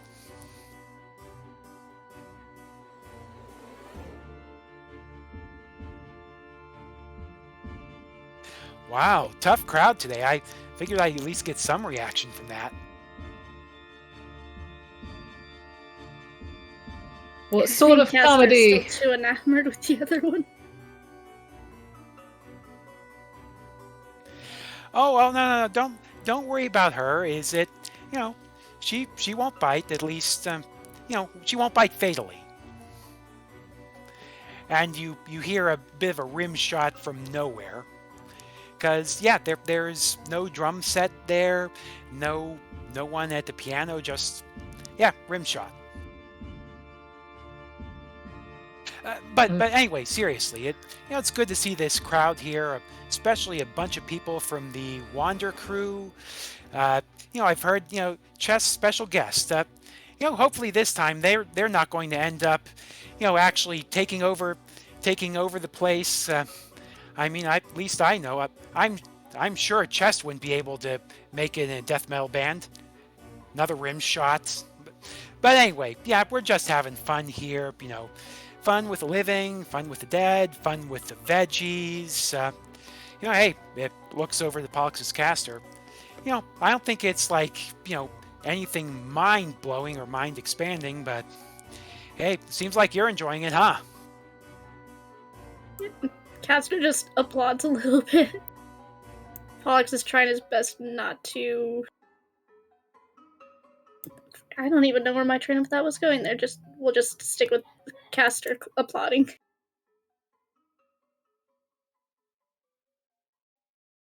All right, but then he continues. You with the green eyes. What's your name? My name is Charity, and you are. Oh right, didn't introduce me. I'm Mr. Harlan. I'm the funniest man this side of hell. Is this a self-appointed title? Well, self-appointed and self-enforced. And gives you the finger guns. Right. I hear you know quite a lot of secrets. Oh, you heard that, huh? Oh, you worried I might know some of yours? If you want, I have some good barn burners, or maybe some good zombie burners if you'd like. I don't believe we've ever met, and I'm not sure how you would know of me. I'm not from around here. Oh, no. Part of the crew. Yeah, I get you there, but hey, you always look for material in all the best places, am I right? And I know with the places all of you've gone, you've given some places with some real good material.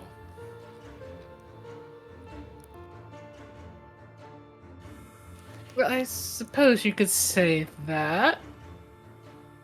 They kind of look over at Pollux and Castor, like, not sure where this is going.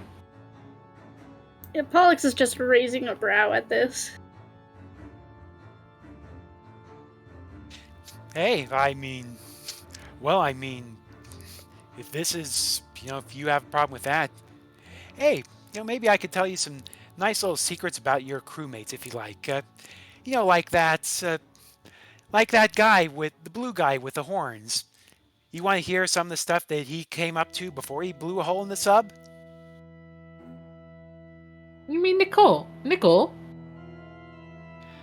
Oh, yeah, Nickel. So that's the name. Yeah. Oh, real laugh riot there.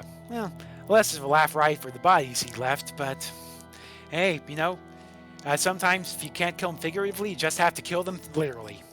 Rim shot.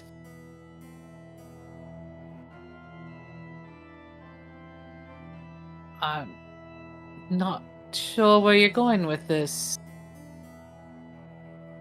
Oh, just having fun. I mean, if you can't take the heat, get out of the auditorium. Am I right?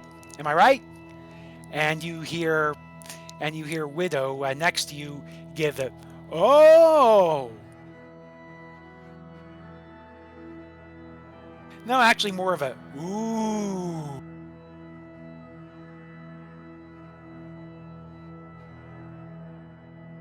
I see.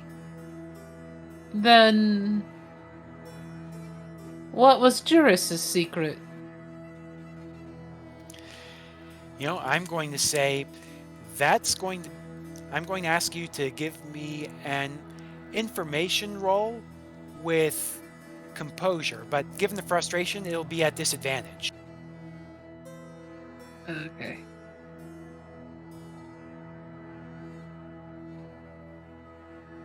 Oh boy. Ooh. Ooh, mild success. So you're still going to get something here, but there's going to be a bit of a complication. And in fact, what the complication will be is, well, I'll say there, all right, you know what, Charity? You said you think you can do this better? Tell you what. How about you come up and give us a show? Why on earth would I need to do that? Well, I mean, if you want to know how it feels, you gotta play. Here, I have something in it for you. In fact, looks like you had some money in hand. Charity just kind of cocks an eyebrow, but starts to walk up to the stage, and they get on the stage and kind of obviously have never been on a stage in their life.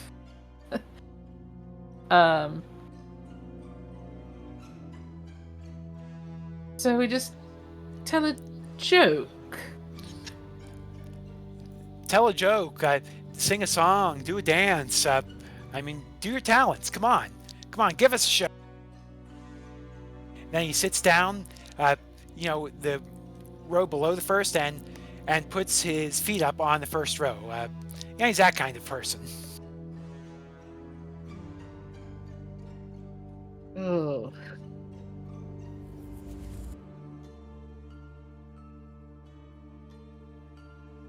I'm not sure what to do. If you want their suggestion there, maybe you could try, let's say, do a bit of a magic show. With your powers. It's gonna be kind of tough. There's no. Well, they are in hell. Yeah, it's basically, maybe have some spirits, maybe do like a spirit puppet show, juggling some, magical green orbs of energy. Okay. In any case, there something there where, something that would be entertaining, but also something that could create a bit of a risk if you fail.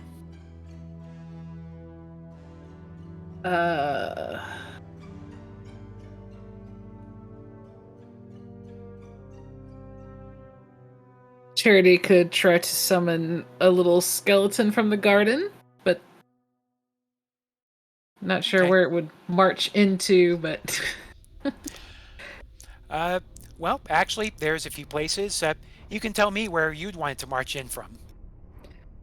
Like from the audience, backstage, come down from the ceiling. From the audience, I would say, like just coming from like the door, the entrance or whatever, and just kind of coming down the aisle with like a spotlight on it.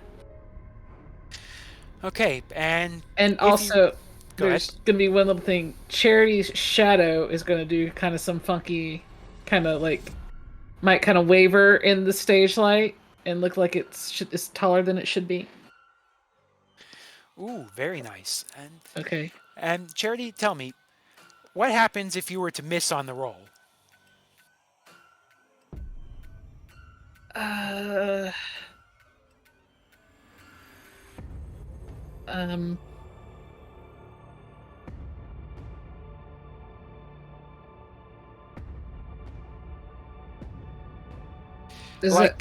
does it go wrong? You'll get the skeleton here, but how's it go wrong? The skeleton tries to attack. All right, we can go with that. Tries to attack there's really just those in the audience, so it might like try to attack just a random person that's in here. Okay. Tell you what, there is roll me a 2d6, and if it's a miss, well, we'll figure it out from there. Okay. Am I using sensitivity or anything like that? Yeah, this will be a day move using sensitivity. Straight roll. Okay. All right. Oh. Ooh. That's a 5. Oh no. Now, with this, what you see here is, of course, the skeleton comes in, doing a jaunty little move, and then, just going there, looking happy, and then as it gets to the front row, it breaks off a rib, and then it stabs Widow right in the arm. Now, of course, if you don't want that result, all you need to do is put on the mask. Charity's gonna put on the mask because they have worked too damn hard. Okay. Then what's the going to work there, as you put on the mask, is the scene shifts a little bit.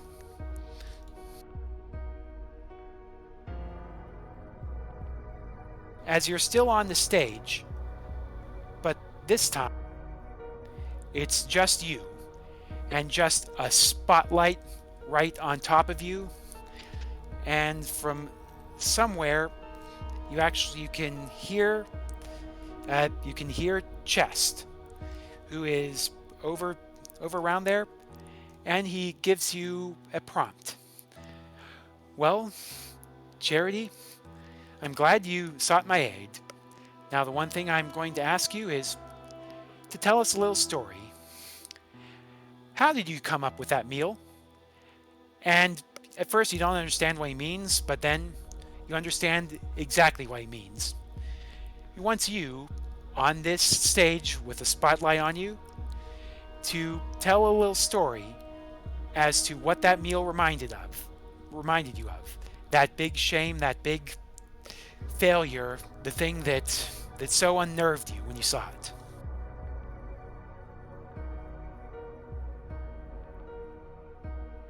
Harry takes a deep breath, and first she goes, "This feels a little familiar," referring to the chest, and making a deal.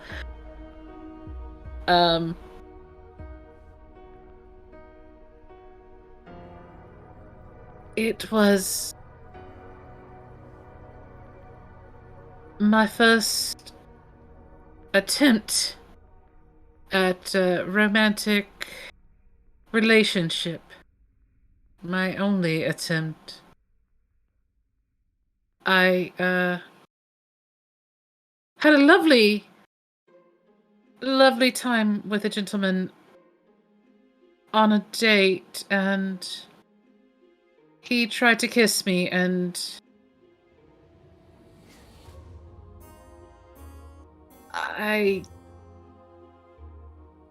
he survived, but I didn't have control of my powers, and he suffered lesions across his skin and was ill for quite some time. I think he still has scars on his face. To this day. I disfigured him.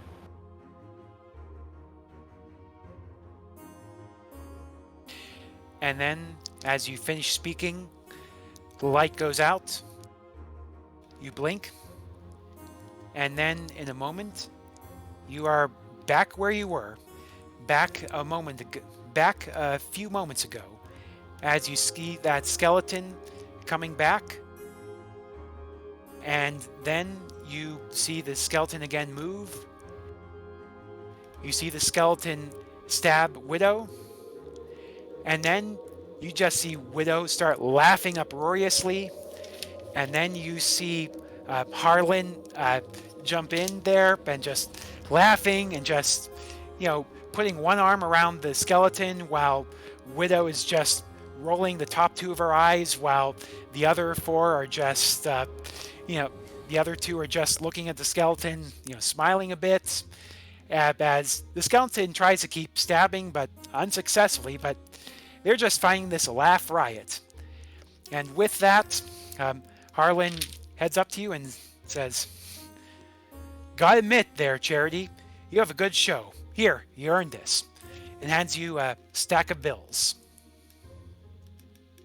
Charity accepts the bills and says, "Now then, what were Juris's secrets?" Oh, Juris, well, he did have quite a few secrets there, but of course he's he didn't start as that older famous judge, that legend in the courtroom. Every bureaumancer, everyone who knows the law, has to start somewhere. He started with document review, and document review for some unsavory people, sort of thing where if it got out, could cause a lot of trouble eventually. But he knew attorney-client privilege. He knew how to keep that thing under lock and key. At least you'd assume most people would know that. But hey, maybe someone just figured that he wouldn't be able to keep his secret anymore. The limelight does strange things to people, don't you think? Charity looks up at the stage lights and is like, "It certainly does. It does do quite a few strange things for people."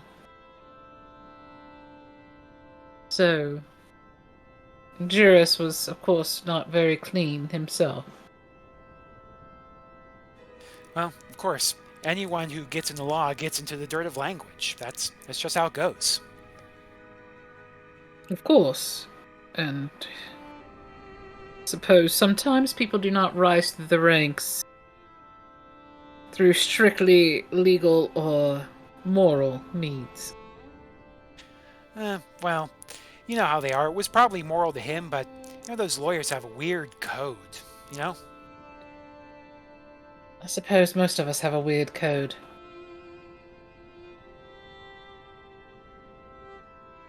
Well, anyway, that was a good show. I'm going to actually have to help my my girlfriend here with with that wound. It's not looking that bad, but oh man, it was worth it.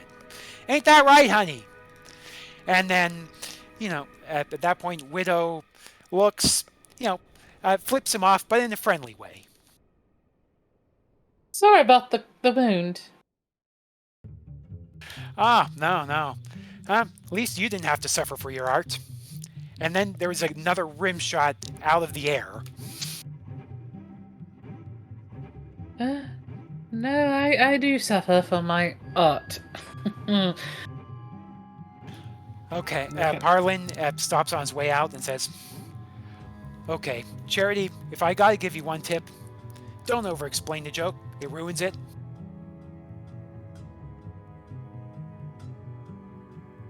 Off they go. Charity goes back to Pollux and Castor. It's like, I think I think we should go find the others. I think they're back in the main room. I would agree about that. Okay. And actually, at this point, I'll say that the diner is starting to get a bit crowded with people coming in for the dessert and the evening dessert thing. So actually, if you're interested, and this is all of you, seems like the lobby seems a bit more open, or alternately, the pub. Or if you don't mind having a lot of people hear it, you can go back to the diner. I'm cool with meeting up in the lobby with everybody. Yeah, the lobby Yeah. sounds. All right, let's all go to the lobby. And no, I'm not singing it. I want to save my voice.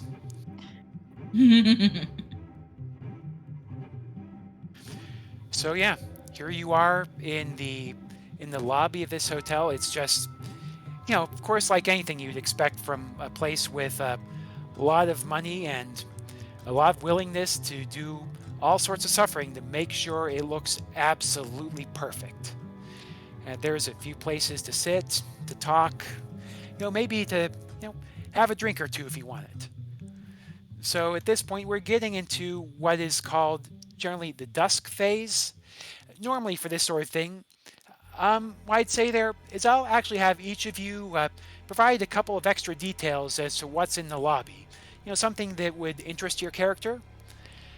And from there, we'll actually get into a chance for all of you to talk and to try to put together the clues you've found so far to try to get a person, a killer, a reason, maybe even a plan. And when we reach the end of it, when all of you have come to a solution and have used as many of the clues you've already received as possible, we're going to make a roll to answer the question we had near the very beginning of this session. Who killed Juris and why? So with that, the floor is yours. Can I try actually, like when we all meet up, can I try playing a card real quick? Absolutely. Play it. Okay, here we go. I'm gonna play hide and seek. And I want to see if I can try to maybe find the rest of the contract. Okay. All right. That is definitely something that will be doable here. And what we will say there is, when you actually notice this, is that this lobby is almost entirely empty. And with that there's a few places there where something could be stashed away, such as a contract. Since you're the one who played the card, you can tell me, where did this person who take the contract stash it? Okay. Trying to think what would be a good place to hide something in a lobby. Oh, I have an idea. Since I'm a lover of plants, I was admiring some of the plants they have here as decoration, and I noticed that some of the soil looks weirdly disturbed. And I guess I can pick through it. I was like, oh, that's weird. I wonder what's like growing out of there. And when I hit it, there's a small canister that can fit a rolled up piece of paper in it. That's just been kind of shoved in there and tried to be hastily covered. Well, that does explain why that one plant was starting to look a little sickly. It was, it was dealing with some, unmitigated bureaumancy in its soil. Not good. And I bring it over to, I bring over the canister over to everyone else, and it's like, okay, do you still have that piece of paper, Ceylon? That I gave you earlier? I'm just gonna gently take it out of her mouth and just put it on the table, and then unroll this contract. Okay. Putting it together, it is definitely a contract, which is done by bureaumancy. In fact, you notice the contract actually looks surprisingly old. at the very least, because it's using language that you don't even see in modern bureaumancy. This is almost like, for lack of a better word, old bureaumancy. Mm-hmm. You can tell because the S's look like F's. Okay.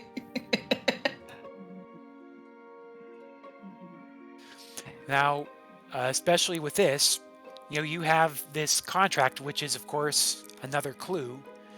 So I'll actually leave it up to you as to how you think the pieces fit. If you need to add something, you can let me know, and we can talk about what additionally is in there to potentially make it fit. Like, maybe some of the details of the contract, because it does say the party of the first part and the party of the second part.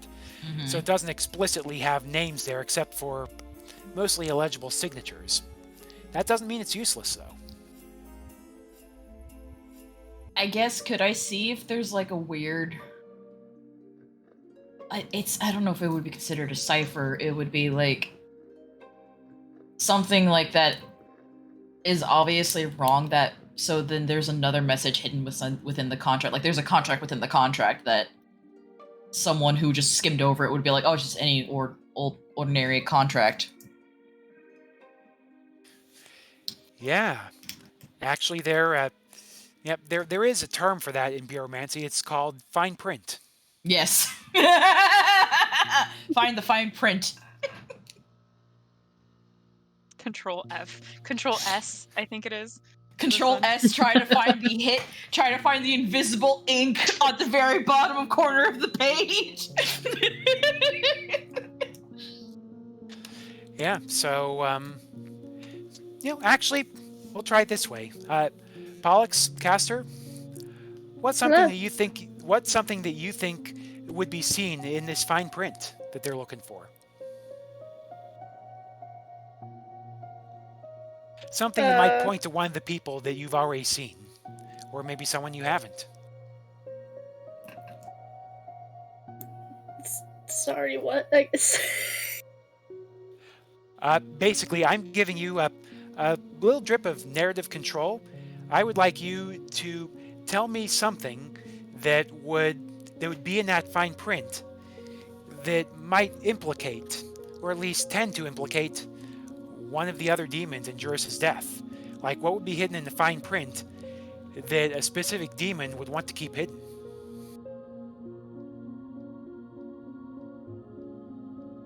I almost jokingly want it to be related to the demon that uses blackmail as jokes.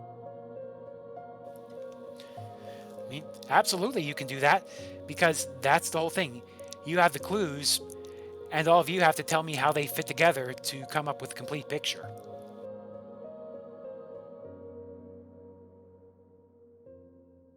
So in fact, yeah, let's go with that there. We'll say that the fine print included something as to this contract also included an ongoing payment clause.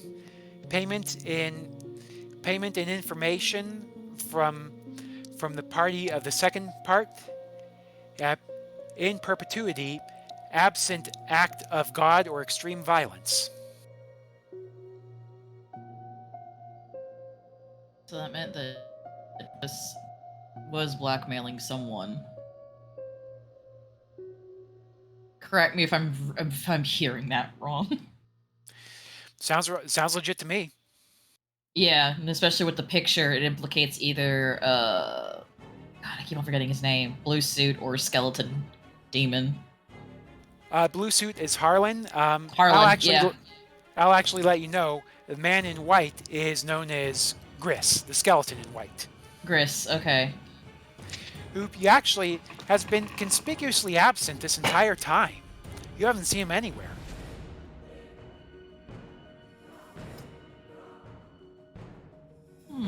And it's ongoing payments in perpetuity unless grisly death? That's what the fine print says.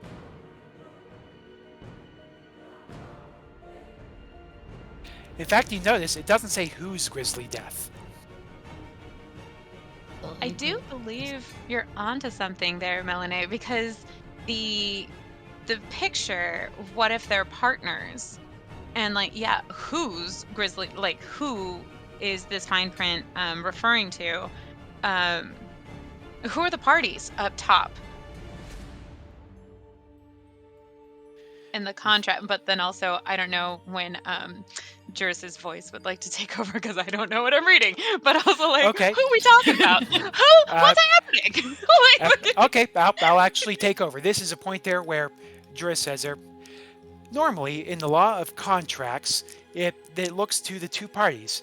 However, to get around such things such as, for example, the rule against perpetuities, a contract may often indicate parties in interest whose lives are also critical to the functioning of the contract. For example, listing that this contract shall remain in effect for the lives of 3 children who were just born to ensure it will last as long as possible. Yeah, that just came out of your mouth, Ceylon. Just open mouth. Yeah, just like getting the signal and broadcasting it. Are you alright? I didn't have dessert. We were supposed to have dessert. If it comes from the garden, you don't want a dessert. Oh? Should What's I in be the garden? concerned? Right. Well, it's difficult to explain, but they're feeding the vegetation bodies. Oh. Huh. I had a lovely conversation with the Oh. pumpkin. Oh. Oh, I'm glad I can't eat right now. Oh.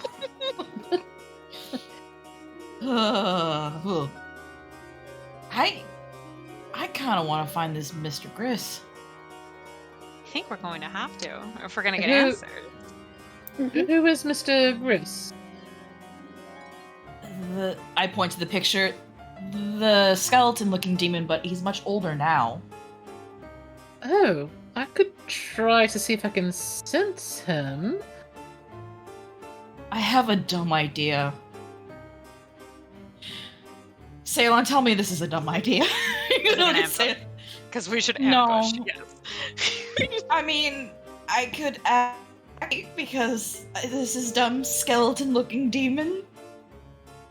Somewhat skeleton pointing at self. I don't know what I'm trying to do. You gonna strut? You're just gonna strut around? And you're like, oh, hello, little dude. I Don't don't do know if that, I can I don't- strut like Ceylon. I don't think I can strut like you can. Well, don't. It's not going well. Don't do as me. Do what I say, not what I do. Like, I'm like, Okay. Well, Charity. Yeah. Yes? The floor is yours. I'm going to use... Can I use Beacon in the Dark again to try to see if I can locate another skeleton? I Or... will say there. We'll actually start that as the first night move. We'll say that you're going to be starting to do the ritual, but you'll still be able to participate through this whole process. Basically, ideally what you would want to try to do through this preparation is once everyone together comes to a conclusion to try to answer the question.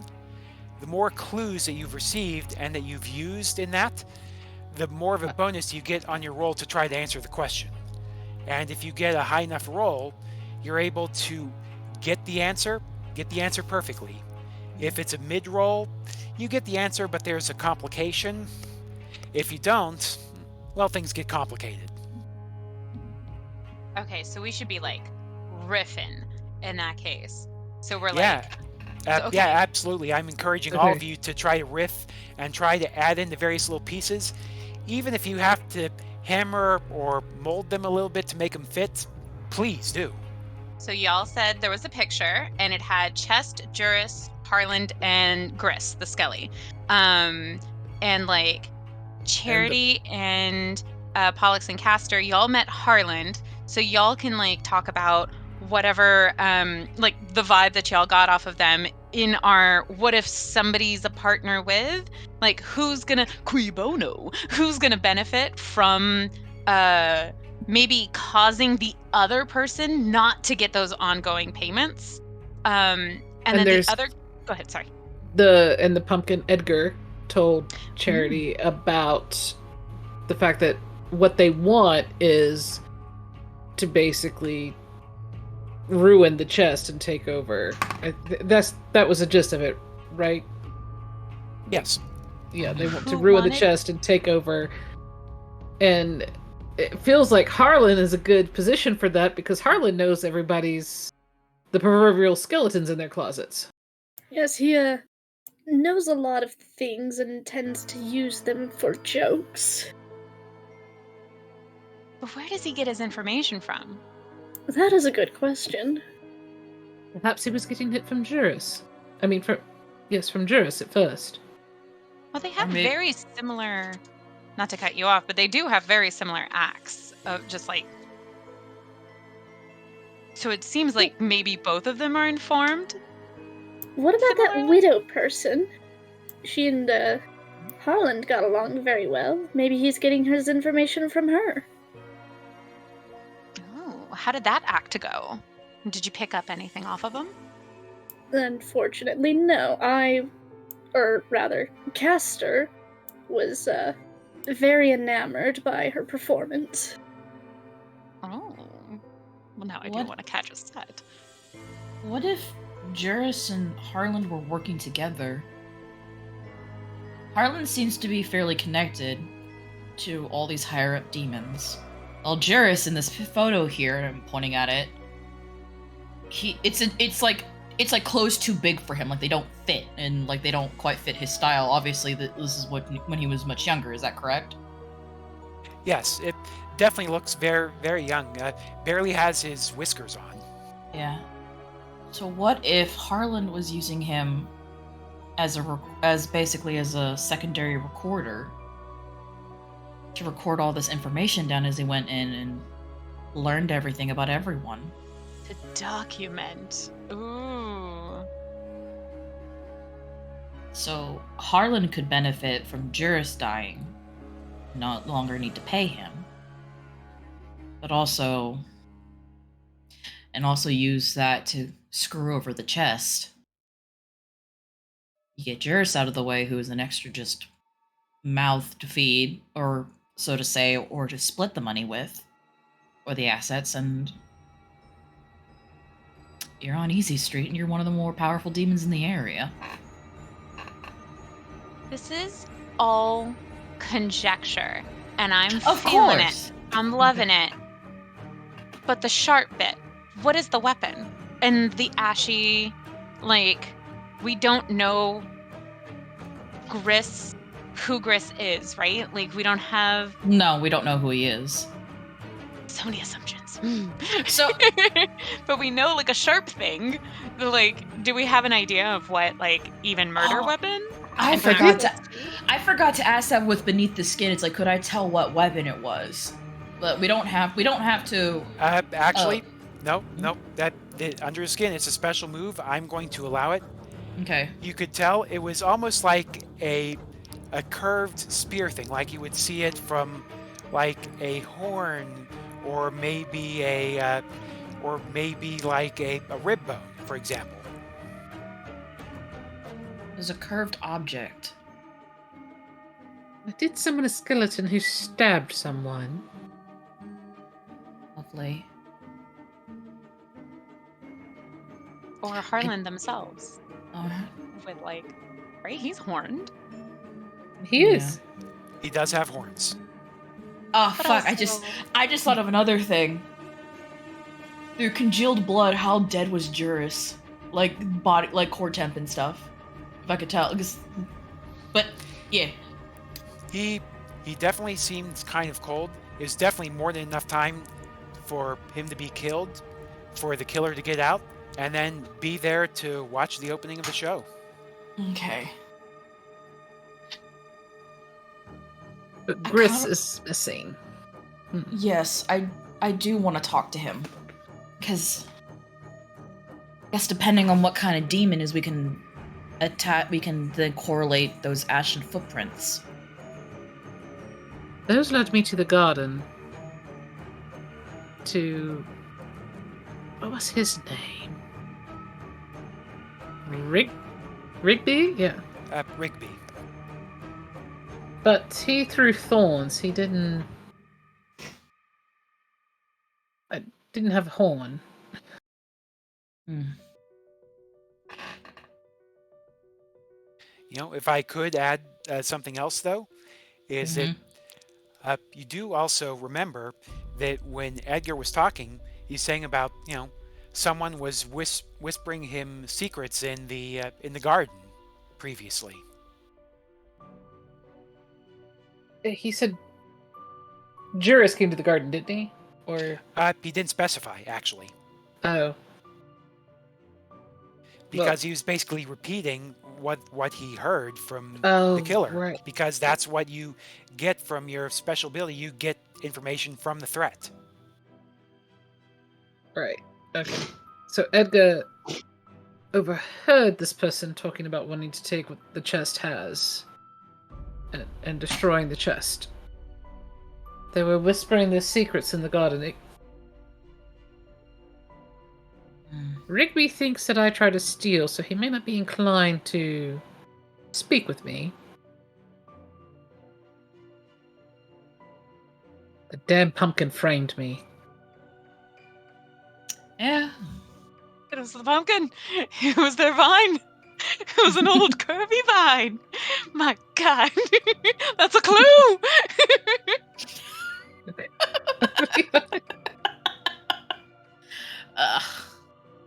I really want to look at the demon that we have yet. What about y'all? What do you guys want to do?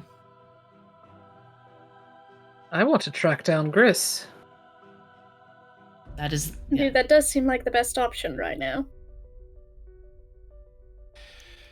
So, from the sound of it, if I may, it sounds like you've come to the conclusion that it's very possible that Harlan is the killer, but Gris may have a lot of information as that. Is that an accurate statement? Yes. Yes. Okay, so Harlan kills Juris, so that way who's going to stop the payments? So that way Chess doesn't have their like amazing act, because everybody was getting really into it, like a pretty big deal. Then there's less competition, so Harlan can take over. I don't understand where Gris plays into it, but okay, let's go with it. Yeah. But he was there for the context. Because he's right. He's like the information. Gotcha. And then only one person. But they're trying to take over Chest, and Chest, like, I don't see that action interfering with Chest. Now Harlan's just going to be one of the main acts instead. Like, didn't take over. If anything, They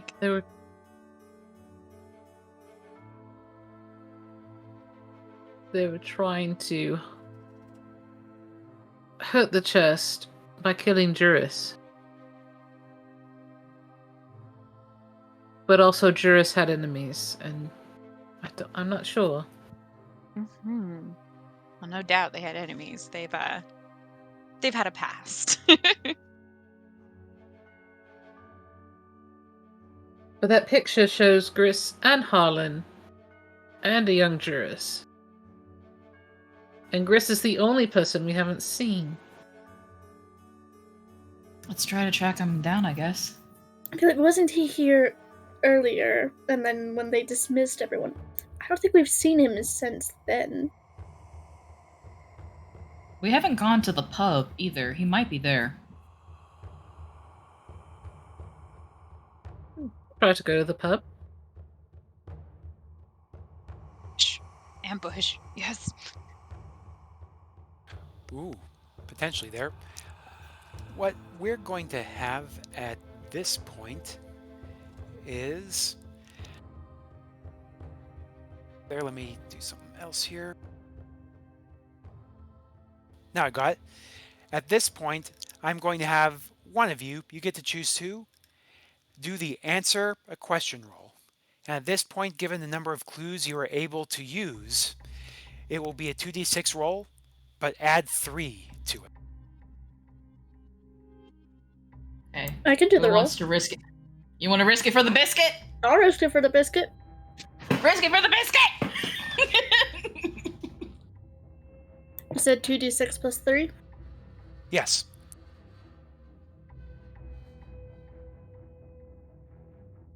Nice! 10. Yeah. Just what you needed. Just as And- I suspected. I'm just kidding. Well, Wait, that's no, a what's the 1 and a answer? 6. Elementary, my dear Watson. But of course. It was grist with a wig powder in the lobby. He's right behind us. Yep. He's a statue. He's been here all along. I'm so sorry. You're fine. But yeah, as you talk through this, and with that, you come to the conclusion. Your theory is correct. Harlan has to be the killer. Gris is involved with this somehow, but he's not the one who did the deed. He may even be someone who has information to help take Harlan down, perhaps. So now there is one last question for each of you, and that is, what method do you want to try to do to take it down? I know Charity's going to start by trying to use her move to find Gris. How about everyone else?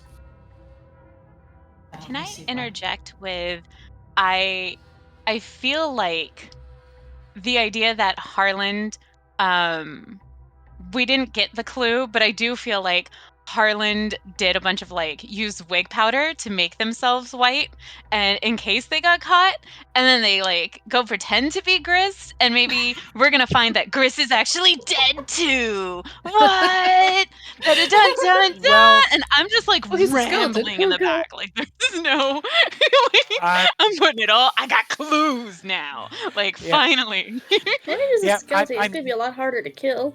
Yeah, I'm not going to tip my hand on Gris being dead or not, but you are correct in terms of that was what the wig powder was used for, and the other makeup, because you say it is. That would have made the roll +4, but doesn't matter. You've already got a good roll. I could have made Indeed. that an 11. That would have been sick. So close. I'm still so embarrassed and preening this leftover. No.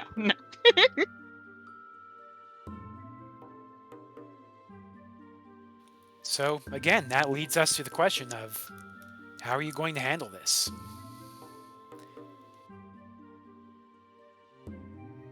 Because now it's coming close to night. You can hear the clocks all around ticking, chimes going. The sun is fading into oblivion. The night is coming. And you all know, especially in hell, how dangerous the night can get. So you have to be ready, and you have to be willing to act swiftly, and act decisively. Can I assist Charity by using night work? Yes, you absolutely can. And So go ahead and roll with beacon. well, we'll actually do there is, before we get there, we're actually going to do a bit of a cut away from the party for a moment, Mm-hmm. and instead go to the theater, where you see Chest up alone at the front of the stage, where he is, with a spotlight on him, everything else in black. And he says to the unseen crowd, "Well, ladies, gentlemen, demons, everyone of any size, any shape, any gender, we do have another show tonight. It's a short story about a lost soul, or maybe just a soul that lost. His name isn't important. Not anymore. Back in his time, he almost changed the world before the world ended him. Now please sit back and enjoy the tale of the Clockmaker." And with that, we smash cut back to the party, and we're starting there. Is with that, we will say that what you're doing is the first move, and we'll say with this move, of course, trying to use this night work for assistance. So I'll say that will add a +1 to the roll, and this will be using sensitivity. The question I have: what happens if this goes wrong? Because we're starting to get into night. Oh. What happens if it fails? Instead of finding Gris, we accidentally corner another patron of the hotel who has nothing to do with this. And they're really aggressive. Yeah, Like, I was gonna say like a mobster type. Like Charity zones in on the wrong skeleton. Backroom deal. So sorry. Yeah. Actually, I'm going to say it's actually going to be a little worse than that. Oh no. If you fail, it won't be a mobster you end up cornering or trying to get. It will actually be Widow. And Widow will be hearing some things as to, maybe get a bit of an idea there. You've been looking too closely at Harlan, maybe doing a few things, and I think she'll be very uninterested in letting you survive the night long enough to try to get to him. Lovely. Okay. So go ahead and make me that roll, please. No pressure. Oof. So you said sensitivity plus Sensitivity, and add 1 to your sensitivity for the purposes of this roll. Just charity. Just charity.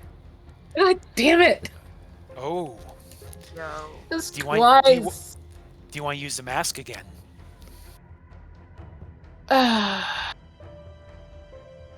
Yeah, but I'm not okay. Or Yeah. if you want, because Melinoe was helping. Can I use the mask? You can use the mask. Yeah, absolutely, you can. I'll use the mask. Okay, good. Then, of course, you see there is you start to see there where you're moving. You see Widow there, but then, in a moment, you use the mask.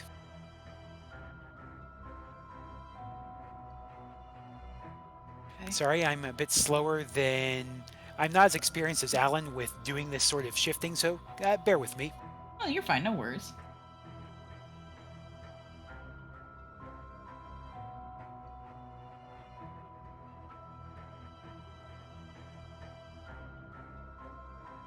And just like what happened with Charity, you put on the mask and you find yourself in the spotlight on the stage. And with this, you can hear Chess there say, well, this time, I don't think we want to do the same story twice. Well, I would love to hear, how you made your meal. Let's do something different. Let's say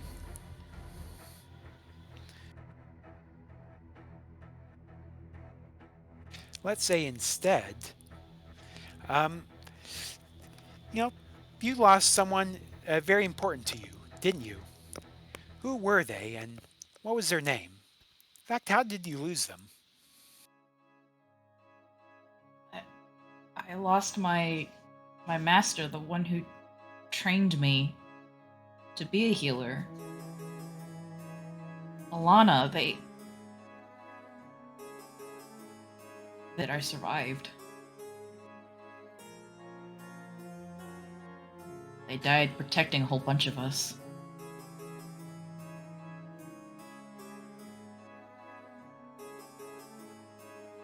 And then, as soon as you finish that story, it smashes back to where you are, and you know what you were going to face has changed. It will be a bit more complicated. In fact, you'll be able to go to the tavern, and you will be able to find your point of contact. you're able to find Grit. Hold on. You're able to find Gris. Okay. So is it just me, or is everyone else with me? Okay, yeah, everyone is with us. I'm assuming everyone, unless you want to split up. I mean, if you want to split the party, I'm not going to stop you. Like, do you guys want me to go first? I can come with. Okay. I figured Charity would still be. Yeah, I just wanted. I want to know if we wanted to act like we came in separately, and didn't you guys just like go do what Juris did and just go sit at another table? Well, I'm going to say the complication is you do find Gris, but you do find his suit crumpled, his looking annoyed and distressed, and his leg bones completely shattered. Ew. I don't mean to intrude, but I am a doctor. Do you need me to help out with anything? I think I'm a bit old at this point for a doctor to be able to help with that. I think they're practically powder at this point. Well, I can at least make you more comfortable. And I'm gonna kneel down and take a look at his legs. What? Yep. Are they Legs powdered? Are basically powdered. They are They're basically powdered at this point. Yeah. And does it match the ash look on the stage of the footprints? No, it doesn't. It looks more like it's definitely he is shedding ash, but it's not the sort of ash that you found as the footprints. That was something else. Maybe that wig powder that was mentioned. Oh, okay. Okay. So, have you... I guess... What happened, if I may ask, if it's so bold? Someone decided they wanted to be out of the contract. They weren't good enough to get me out the whole way, but, well, they did try. Oh, well. I'm sure if you're asking me, I'm sure you know who it is already. Harland. Got it in one. And I'm guessing this contract is yours, and I kind of just... I don't slide it over to him, I just kind of show it to him. Oh, well, yes, mine and his. You know, of course, the whole idea was to get a little bit of, give information in exchange for money, influence, loyalty. Juris was there as a scrivener. Even back then, he had potential. But, of course, with that sort of thing, he wanted to make sure it was done right, so he made sure he was a party in interest. So what was the split, 50-50? No, nothing that nice. I had a lot more influence over him. You think I'm going to let that be an even split? No, of course not. Well, you guys, I'm just gonna then, of course I'm gonna get up and sit next to him on his table. I'm gonna move my hood back so it's really prominently showing the skull that I have, and just kind of scratching at it. It's so you can get more influence, is that it? Take down his business? I'm sorry, you actually roboted a bit there. Could you repeat that? So what did you guys want? Just to take chest down a peg? Nah, I didn't want that. I just wanted more power. If he got power elsewhere, that was his bids. Harlan, he was ambitious. Still is. So it wouldn't be surprising to say that he would try to attack Chest tonight. No, it wouldn't. Where is the chest going to be? On the stage? Yeah, he loves to have his late night shows.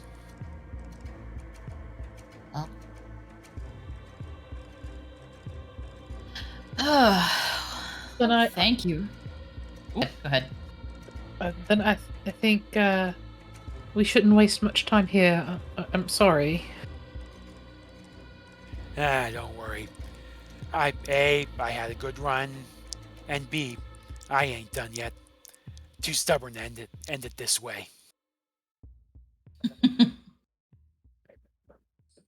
Well, I guess we have an encore we have to catch. Hopefully with less blood this time. Mhm. Indeed. Or yeah, let's go.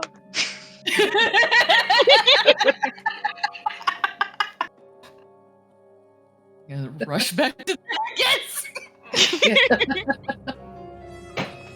But we have to go to the theater, and like that the schedule says that like the show's already begun.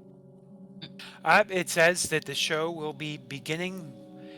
Yeah, in fact, it does show that the show has just begun.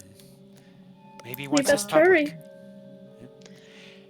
And as you head to the show, we're actually going to cut back. Again, it seems like that same theater, but somehow different.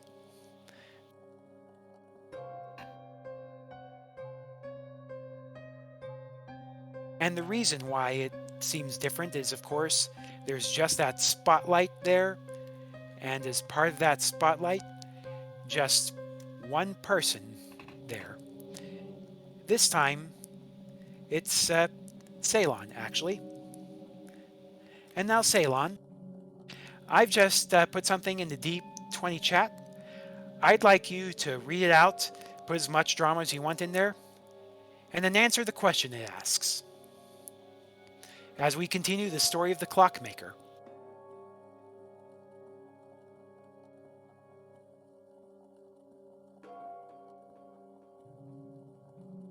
And then I have to answer it too?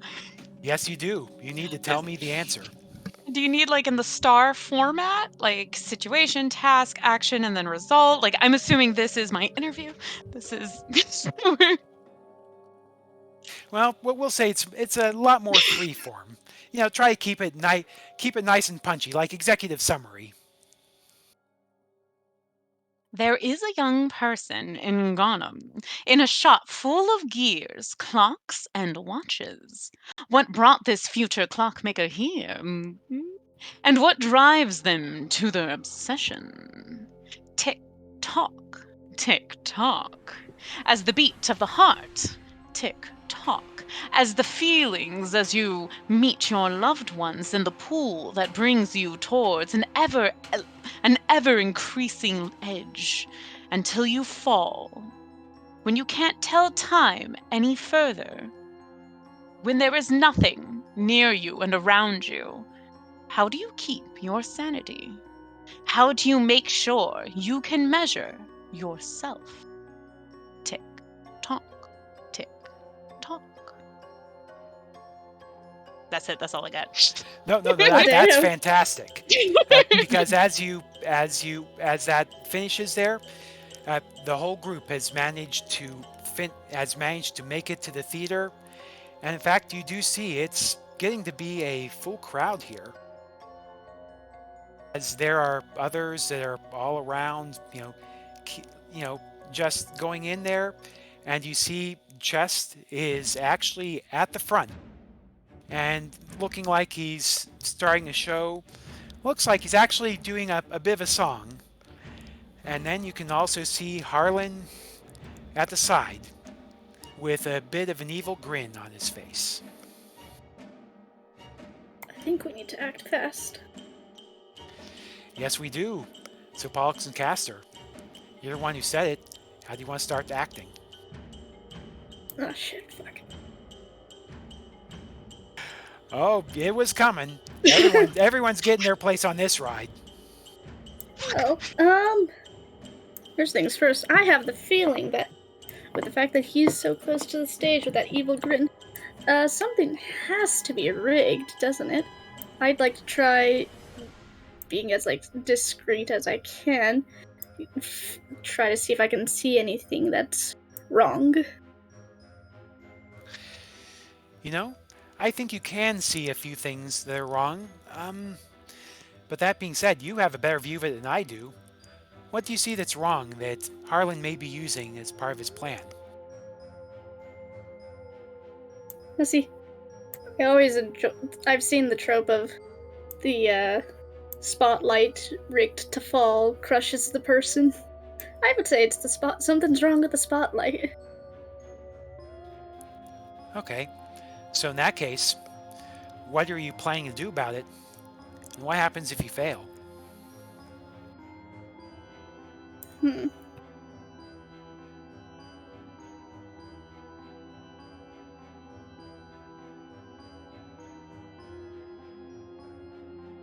Gotta really think about this.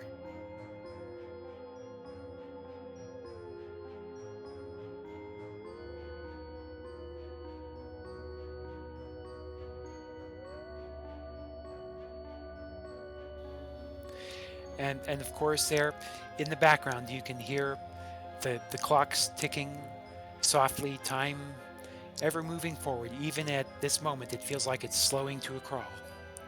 As you can see that light that's there, ready to take a moment to end chest, ideally, or at the very least to provide a distraction. Ooh, I think You I see might have it. an idea. It's up to you. Please continue. So, I feel like maybe something that's like the support that's keeping the thing up is probably like wiggled loose, gonna break at any moment. So maybe I could like discreetly and maybe precisely throw something sharp enough to like knock it back into place so it doesn't fall. And obviously, if I fail, I'm just gonna make it speed up the process. Oh, I don't think it's going to just speed up the process. I think it'll be a circumstance where if you fail, it won't be the only one that falls. And it won't just be him in danger. I think it'll be you. I think it'll be some of the audience. A lot of people are going to get seriously hurt if you don't make this. Yeah. So, sounds like a good vitality roll. No, I have nothing in vitality. This is gonna be fun. Well, if you Are were you thinking... making this a Phantom of the Opera chandelier thing?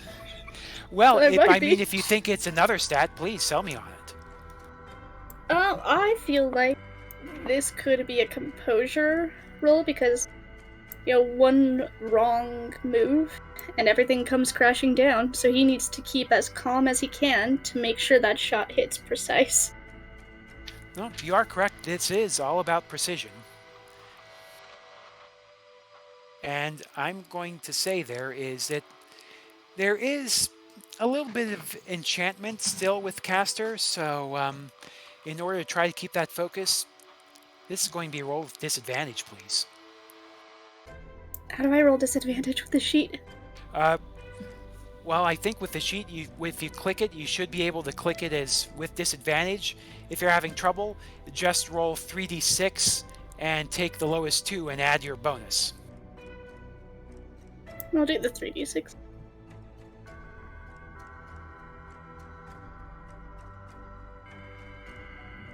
So a 6 and a 3 plus 1, 6, 7, 8, 9. That's still a 10. Yes, that's still. Oh, did we? Oh, Oh, we Did lost. we lose? Hold we on. lost Alan. Oh no, we Oh, lost Alan. Alan. Okay. Well, now that he's here, I can say, oh, don't worry, I got it covered. If you need a moment to pee, Alan, you're good. You have time this time.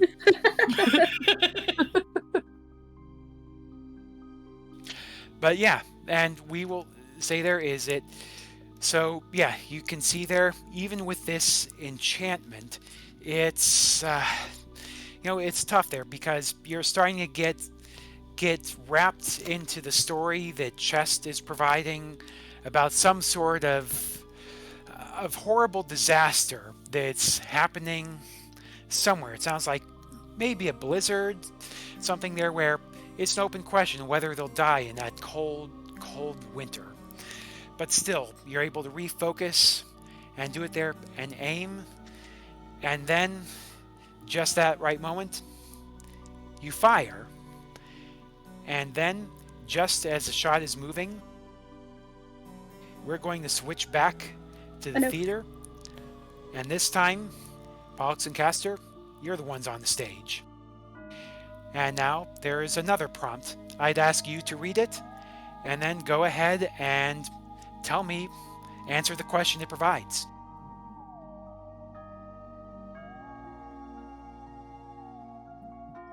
Oh god, okay. It's later. The clockmaker understands how to tell time. That's the easy part. Their real work started with their specialty clocks, able to track other things. What can their clocks track, and why did those clocks interest the city? God,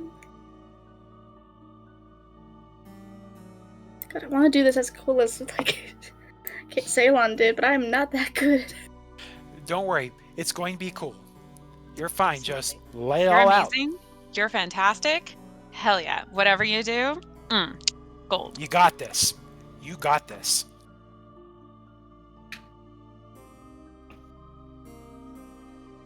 Tick-tock, tick-tock. As the clocks tick on, but not with time.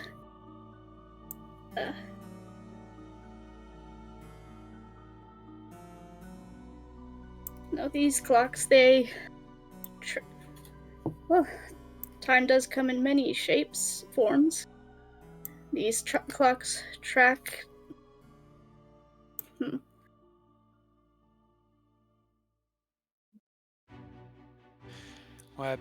Do they track ages? Do they track life? Do they track people? Families? Please. And this is Chess talking from the audience. Please, but what do these clocks track?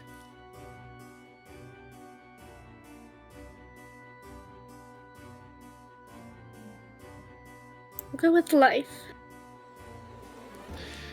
And as with any person obsessed with time, knowing exactly when theirs is going to end is always an uneasy point.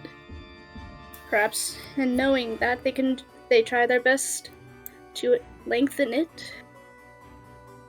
And that's why these clocks are so intriguing. These people trying to hold on to what little they have left. Yes, absolutely. And thank you for that story. And with that, we go back to the scene and we see that with that shot, it hits the exact spot needed. It's not perfect. Nothing ever is in these split-second moments of life and death, but it's enough. So when those lights fall, they fall to the side and to the back. And with that fall, they hit the curtains, creating a slight fire. Nothing dangerous, but enough to create an appropriate backdrop for a fight in hell. So, next, I believe that leaves Melinoe and Ceylon. What are you going to do to try to save Chess and try to defeat Harlan? Where is Harlan? Harlan is right at stage. He's looking angry. And in fact, you can see there that he has in his hand what looks to be a bone, a white ancient bone that has been reinforced with what looks like metal and everything else. And in fact, you can hear him muttering something along the lines of, "You can't turn back the clock, Chest. Your time is almost up." Is the piano from earlier still there? It is. And in fact, it's not in the fire yet, so you don't have a burning piano, but it's only going to be a matter of time. Is that piano on wheels? You tell me. You think they'd have a piano with wheels on this stage? Yeah, they would, to get it in and out of off the stage easily. I So want to it does. possess. I want to possess the piano. Oh! I want to Okay. possess the piano and pin Harlan to the wall. Inspired. All right. I am liking this. So, I have to ask, I think this may be a risky move, but I think it's a risky move that might be doable there. But I have to ask, what happens if it goes wrong? I think what happens if it goes wrong that it comes at harm to myself. Like, I want it successful, but I want it, if it goes wrong, I will, because whenever I leave my body, to go possess something, the body just goes limp. So usually I try to sit it somewhere so my skull is protected. If it goes wrong, I cause a serious crack to the skull, which would, I think it'd make it either easier for me to be attacked or harder for me to actually return to my body. You know what I would say there? If this really goes bad, it may be something where, you won't be able to return to your body, at least not without a lot of help and a lot of time. Yep. This may be something where if this really goes wrong, this may be a long-term problem. Yeah. Maybe even a permanent problem. Yep. Let's go. I pray for you. Okay, because you're using that special ability there, this is going to be a night move with sensitivity, but add 1 to your sensitivity. Okay, so I have 0 sensitivity, so it's gonna be +1. Okay. Oh boy, here we go. Woo! That's a 10. That does it. Ah! Though I did want my phylactery to be fucking damaged. Let's go. All right. Well, with that, then yes, it's going.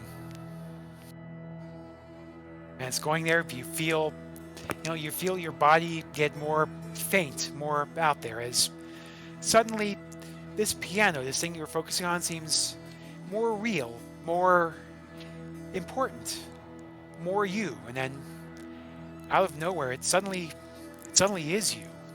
You can feel the ivory, you can feel the keys, the strings, and the wheels, and most importantly, the weight, the heaviness. This is a grand piano indeed. Can I turn into the grand piano from Super Mario 64 where he goes chop chop chop chop right before it hits him, please? I will allow it. Yes!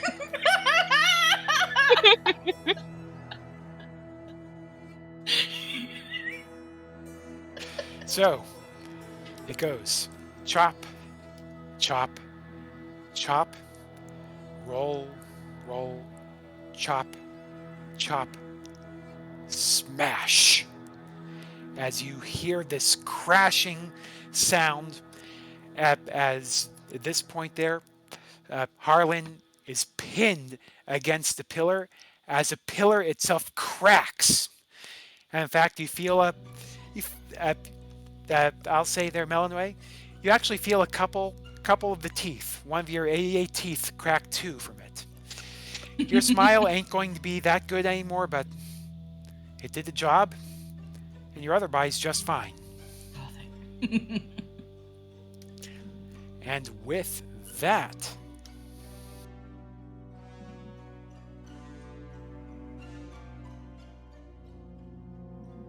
I think it's a good time to go back.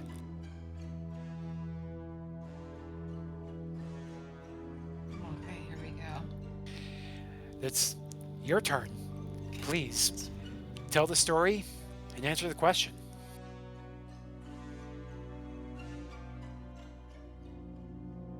Time marches on. The clockmaker is older. Their clocks are everywhere in the city. The clockmaker's name is known all over. What did the clockmaker receive from their work? And why wasn't it enough? They received all the money they could ever ask for, but it wasn't enough. it wasn't power. It wasn't the power to change their fate or change how long they had or how long they wished their family had.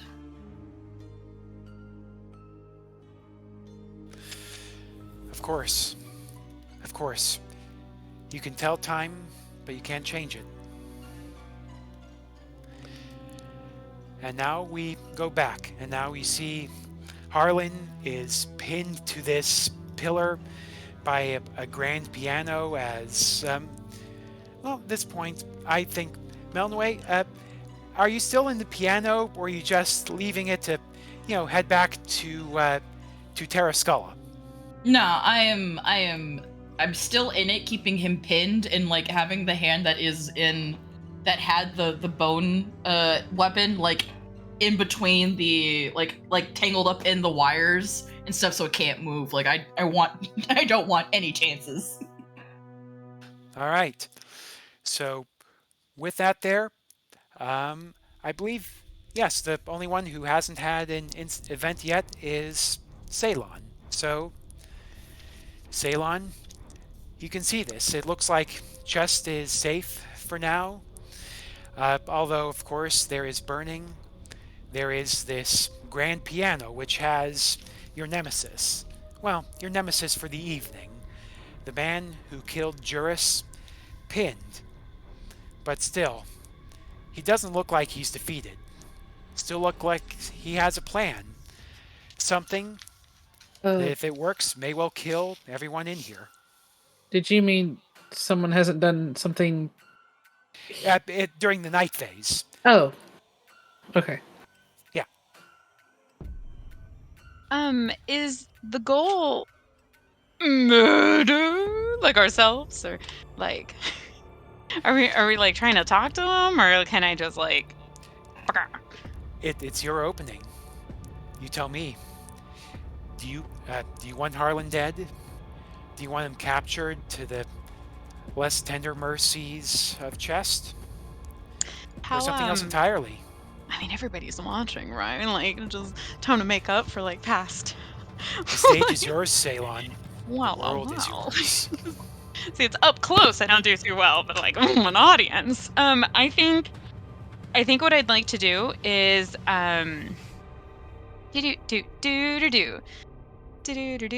Oh, that was just to tell the future. I'm like looking at the moves, being like, what? What I would like to do is take this. Is now that they are pinned. I'd like to take.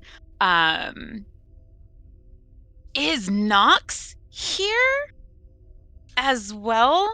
Because the idea of taking their band, so something similar, right? Like their band had heartbreak and sadness and rage and so the idea of like, I'd like to shove fistfuls of emotional crystals down their throat and make them explode, like over emotion. But I'd like a lot of those emotions to be what I was tagged with. I'd like them to feel the embarrassment of being caught in such a public place. I'd like them to feel as though they are unclean and they must preen themselves because they're a dirty boy. They're coming out, they still got the powder. People can see that who you are. You are not clean. In terms of like your crimes. And then when it comes to to Juris's voice, I would like the final words that come out of my mouth to be like the killing blow, to be Juris's words as they are imbued and explode him. Yeah. Okay. I have to ask this. What happens if you fail? I don't know. If you lose your nerve. I mean, if you don't know, I'm going to make a proposal for you. And you tell me if it's something that is a bridge too far or not. I think if you fail, you may have this overwhelming emotion and everything else there, but I think it may overwhelm you too, and may take something precious. Specifically, I think it may take your current voice. I feel like that is how hard we're going. and this be vocal? Does yup? And which makes sense for blackout if it's not gonna work out well. Like all the other crystals that I've set up already, those all get fizzled. And yeah, race that go, yeah.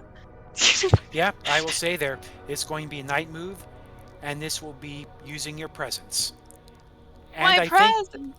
Good and luck. I will give you a +1 in order to be, with everything else here adding in. In fact, if anyone else there, if you're here, is there something you would like to do to add it in? I'm willing to give another +1, but it may require some sacrifice on the other's part. I feel like I'm obligated to help in some way. I just don't know what I can do to help. Yeah, May I that's sure. suggest the you Pollux are like Pollux and Castor is absolutely amazing at finding the right signals and tones, and like, so if anything, like trying to help like stabilize me. Does that make sense to you? That Like makes sense, yeah. stabilizing the signal. Like, you're a champ at that. Y'all kill it. Yeah, that makes sense. I mean, who better than the factotum to? Oh my god, I just a crying shame that our department got like technically dissolved. It's bullshit, but whatever. We'll talk about it later. But like, you're amazing. Like, let's go.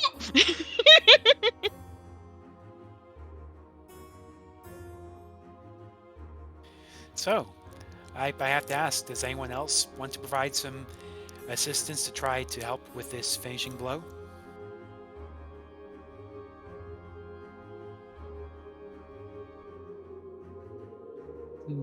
I could be that asshole, make the piano play some really like epic music. Okay, well we'll take that as given. No, won't provide a I'm bonus, just- but Yeah. Bring it out. Nah. Yeah, I just don't know what I could do. So fair enough. You know, I mean, I could think of. Try and think. There is, of course, you know, you recognize there is, of course, these emotions can be bound up in spirits, and you actually, I could say there, you have a bit of a, you know, bit of like, let's say, a thought in the back of your head, maybe, you know, saying there that, you know, this may be something that's manipulable, controllable. You might be able to give a little extra push. Not quite sure where that idea came from, to be honest. I know where that came from. Oh, Charity doesn't. Then that's the important thing. Yep. So yeah, I think with that, we'll make it a roll +2. +2. Now, Ceylon, moment of truth. I put Please +3. make your roll. Oh no. Oh. Well, you have one presence, and then you have +2 on top of Yeah. that. Yeah, so yeah, +3 total. I'll take anything I got. Okay, bye. It's like 1 on 1 on 1 on 1. Oh my god. Oh man, this Way! Oh, Look, and look, not look only at these is rolls. that, The last 3 rolls have all been a 6 and a 3. Because we're all harmonizing. Let's go. Let's do it. We on our bullshit. That's when we're. Yep. We're and in fact here, because with that bonus it ends up as a 12, well, there's going to be a couple things happening. First, as you do this, again, Ceylon, I'd like you to do a bit of description as to how it looks when you see their when you see Nox, you know, provide you some of those gems with a smile, a knowing smile, and a nod as you go over. And I have to ask, do you give a little one-liner to Harlan before you do the deed? I think as the transferring of like all of these motions, and especially the I forgot the word, but like the tags that my characters had, preening, embarrassed, and legalizing, I think Juris takes over the last line, especially like broadcast that same way that I had before. So I feel like it is up to you, bro. Like you're, you know, like Juris, take it away kind of thing. and that it is the final. After, grabbing those crystals, doing a little wank like Cowgirl, and then walking over, grabbing more from a bustle, and like jumping onto the piano, giving a loud clang as Melanie is also banging away, getting that push up, getting that stabilizing, bending at the knees with Pollux and Castor, and I can feel that for the first time, because Charity and Ceylon, we haven't spent a lot of time together, like realizing like, oh, you're kind of like me, like that's cool, because I can sense them as well included, and shoving these heavily imbued emotional crystals down the throat, and broadcasting Juris's voice, and from my mouth, Juris's like essence, right? The little wisp or so, will be the final like entrance, the final glow into the last crystal that gets placed into the mouth, and that ends. So whatever Juris would like to say, please. 'Tis you. Well, Juris, in fact, does speak, but when he speaks, it's not with rage or anger or anything, but a bit of sadness and pity. When he says, Harlan, the wheels of justice grind slowly, but they grind fine. I take my oath seriously. I always did. I'm sorry it had to end like this.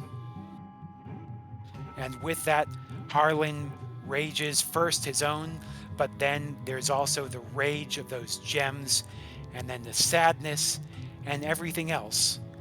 And then as you see that energy swirling through him, you can see it coming out through his eyes and his mouth, as you can feel this energy, this emotion wave over you, as even all those around get this contact feeling of this horrible anger, this unfairness of the world, this sadness, a loved one lost, the jealousy of, oh, how could they have what I don't?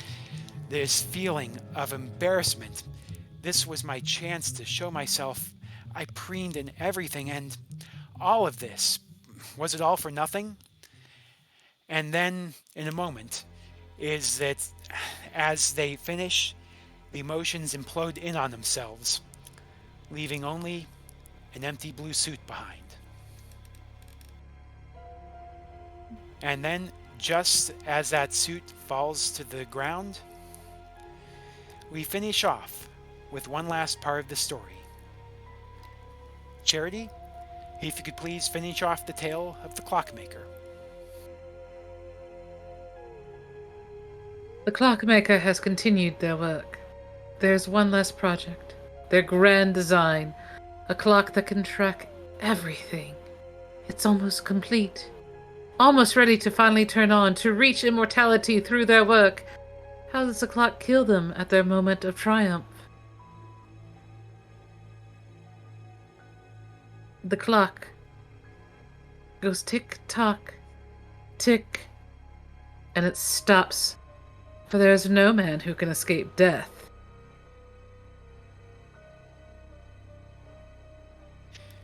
And the clock was their life. And, Dun, dun, dun. and that's Roll credits. Roll credits. That was great. Yep. And then, yes, with that there, that is in fact the end of the clockmaker. And in fact, at a moment, you see that chest smiling, the smile that only a devil can do, as the theater starts to burn up behind them, and he says, "Oh, well, this has been a wonderful evening and a wonderful show, but all shows must end, and well, there's going to be a few even better shows, and I'm sure you don't want to miss them, so have a good night." And then as do that there, you see the lights switch off in here one by one by one, leaving only chest silhouetted in this burning fire as this theater seems to burn to the ground. you close your eyes, and in the next moment, you wake up. You look around and you actually, this place seems familiar. It takes a moment. You recognize a couple of people and, you're in the secret towers and you're sprawled out on the floor and looks like Juris is over there in the corner looking rather pained and honestly a little hungover. After all that, how do you feel? Besides the headache, of course. Let's go! Confused. Just perplexed. Like, what? Yeah, confused, perplexed, if not a bit amazed at everything that just happened. This is the second time I've left a place on fire.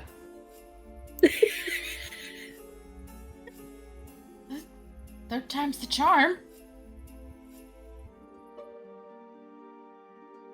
Yep, and then there you can see, of course, Krieg's former assistant, now the mayor of Secret Towers, looking and.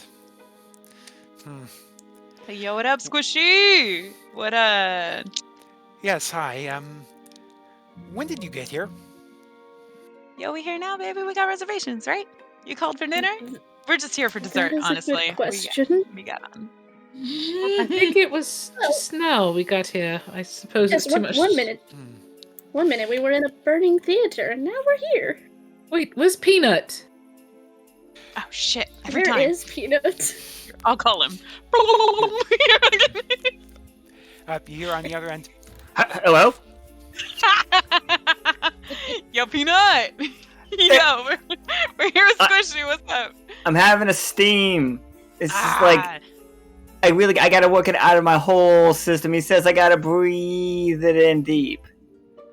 We're about to get dessert. Did you want me to bring you back some? I think it's gonna be a while. I still really, really want that cigarette. Oh, no. You do catnip, though? Is that different? I'll pop some in the freezer for you after. All right, silence. I was trying to be like, I don't know enough about saunas. I don't know a sauna joke.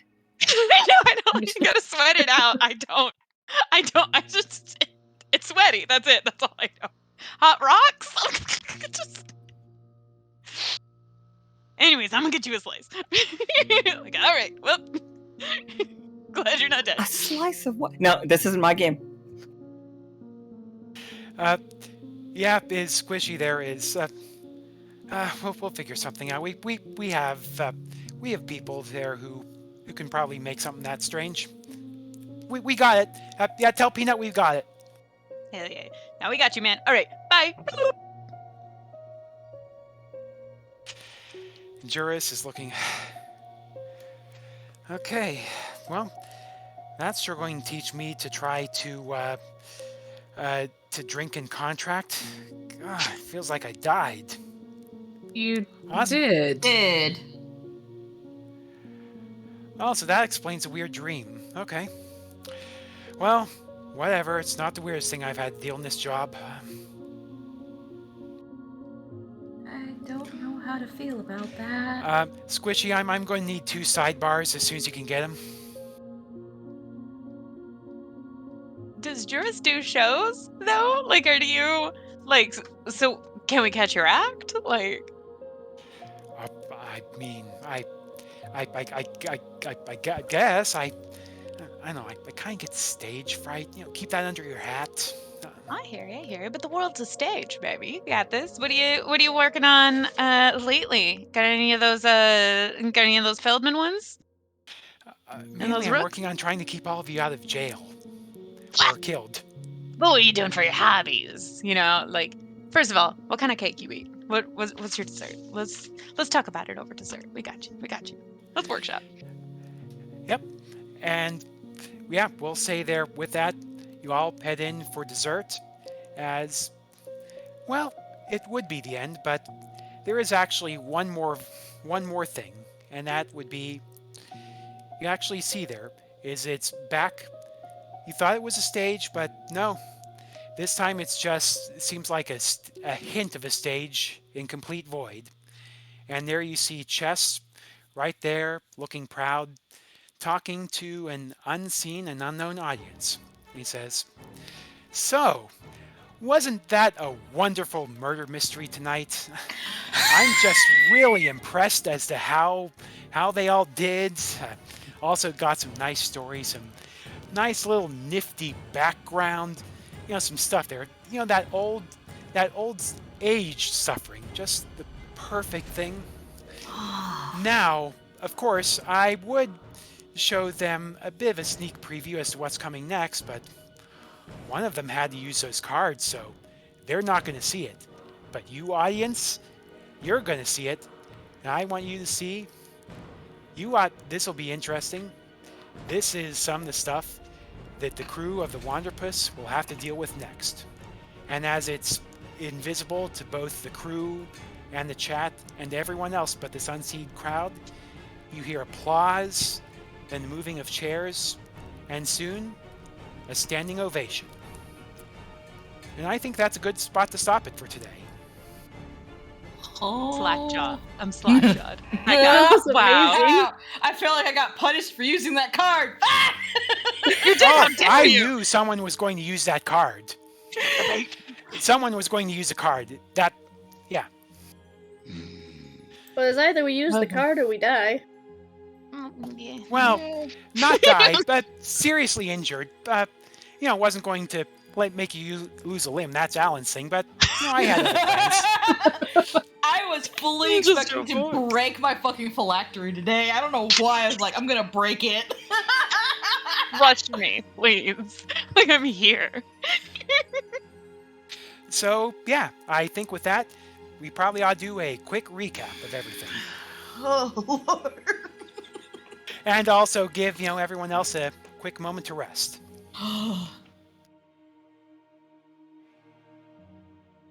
So, that was an episode using the game The Forgiven. Not The Forgiven, but The Between. Have to be precise about these sorts of things. Had part of the crew invited to a special dinner and a show with Chest. Of course, after some nifty fast travel, they did get a show, just not the one they wanted, with the death of their in-house lawyer, Juris.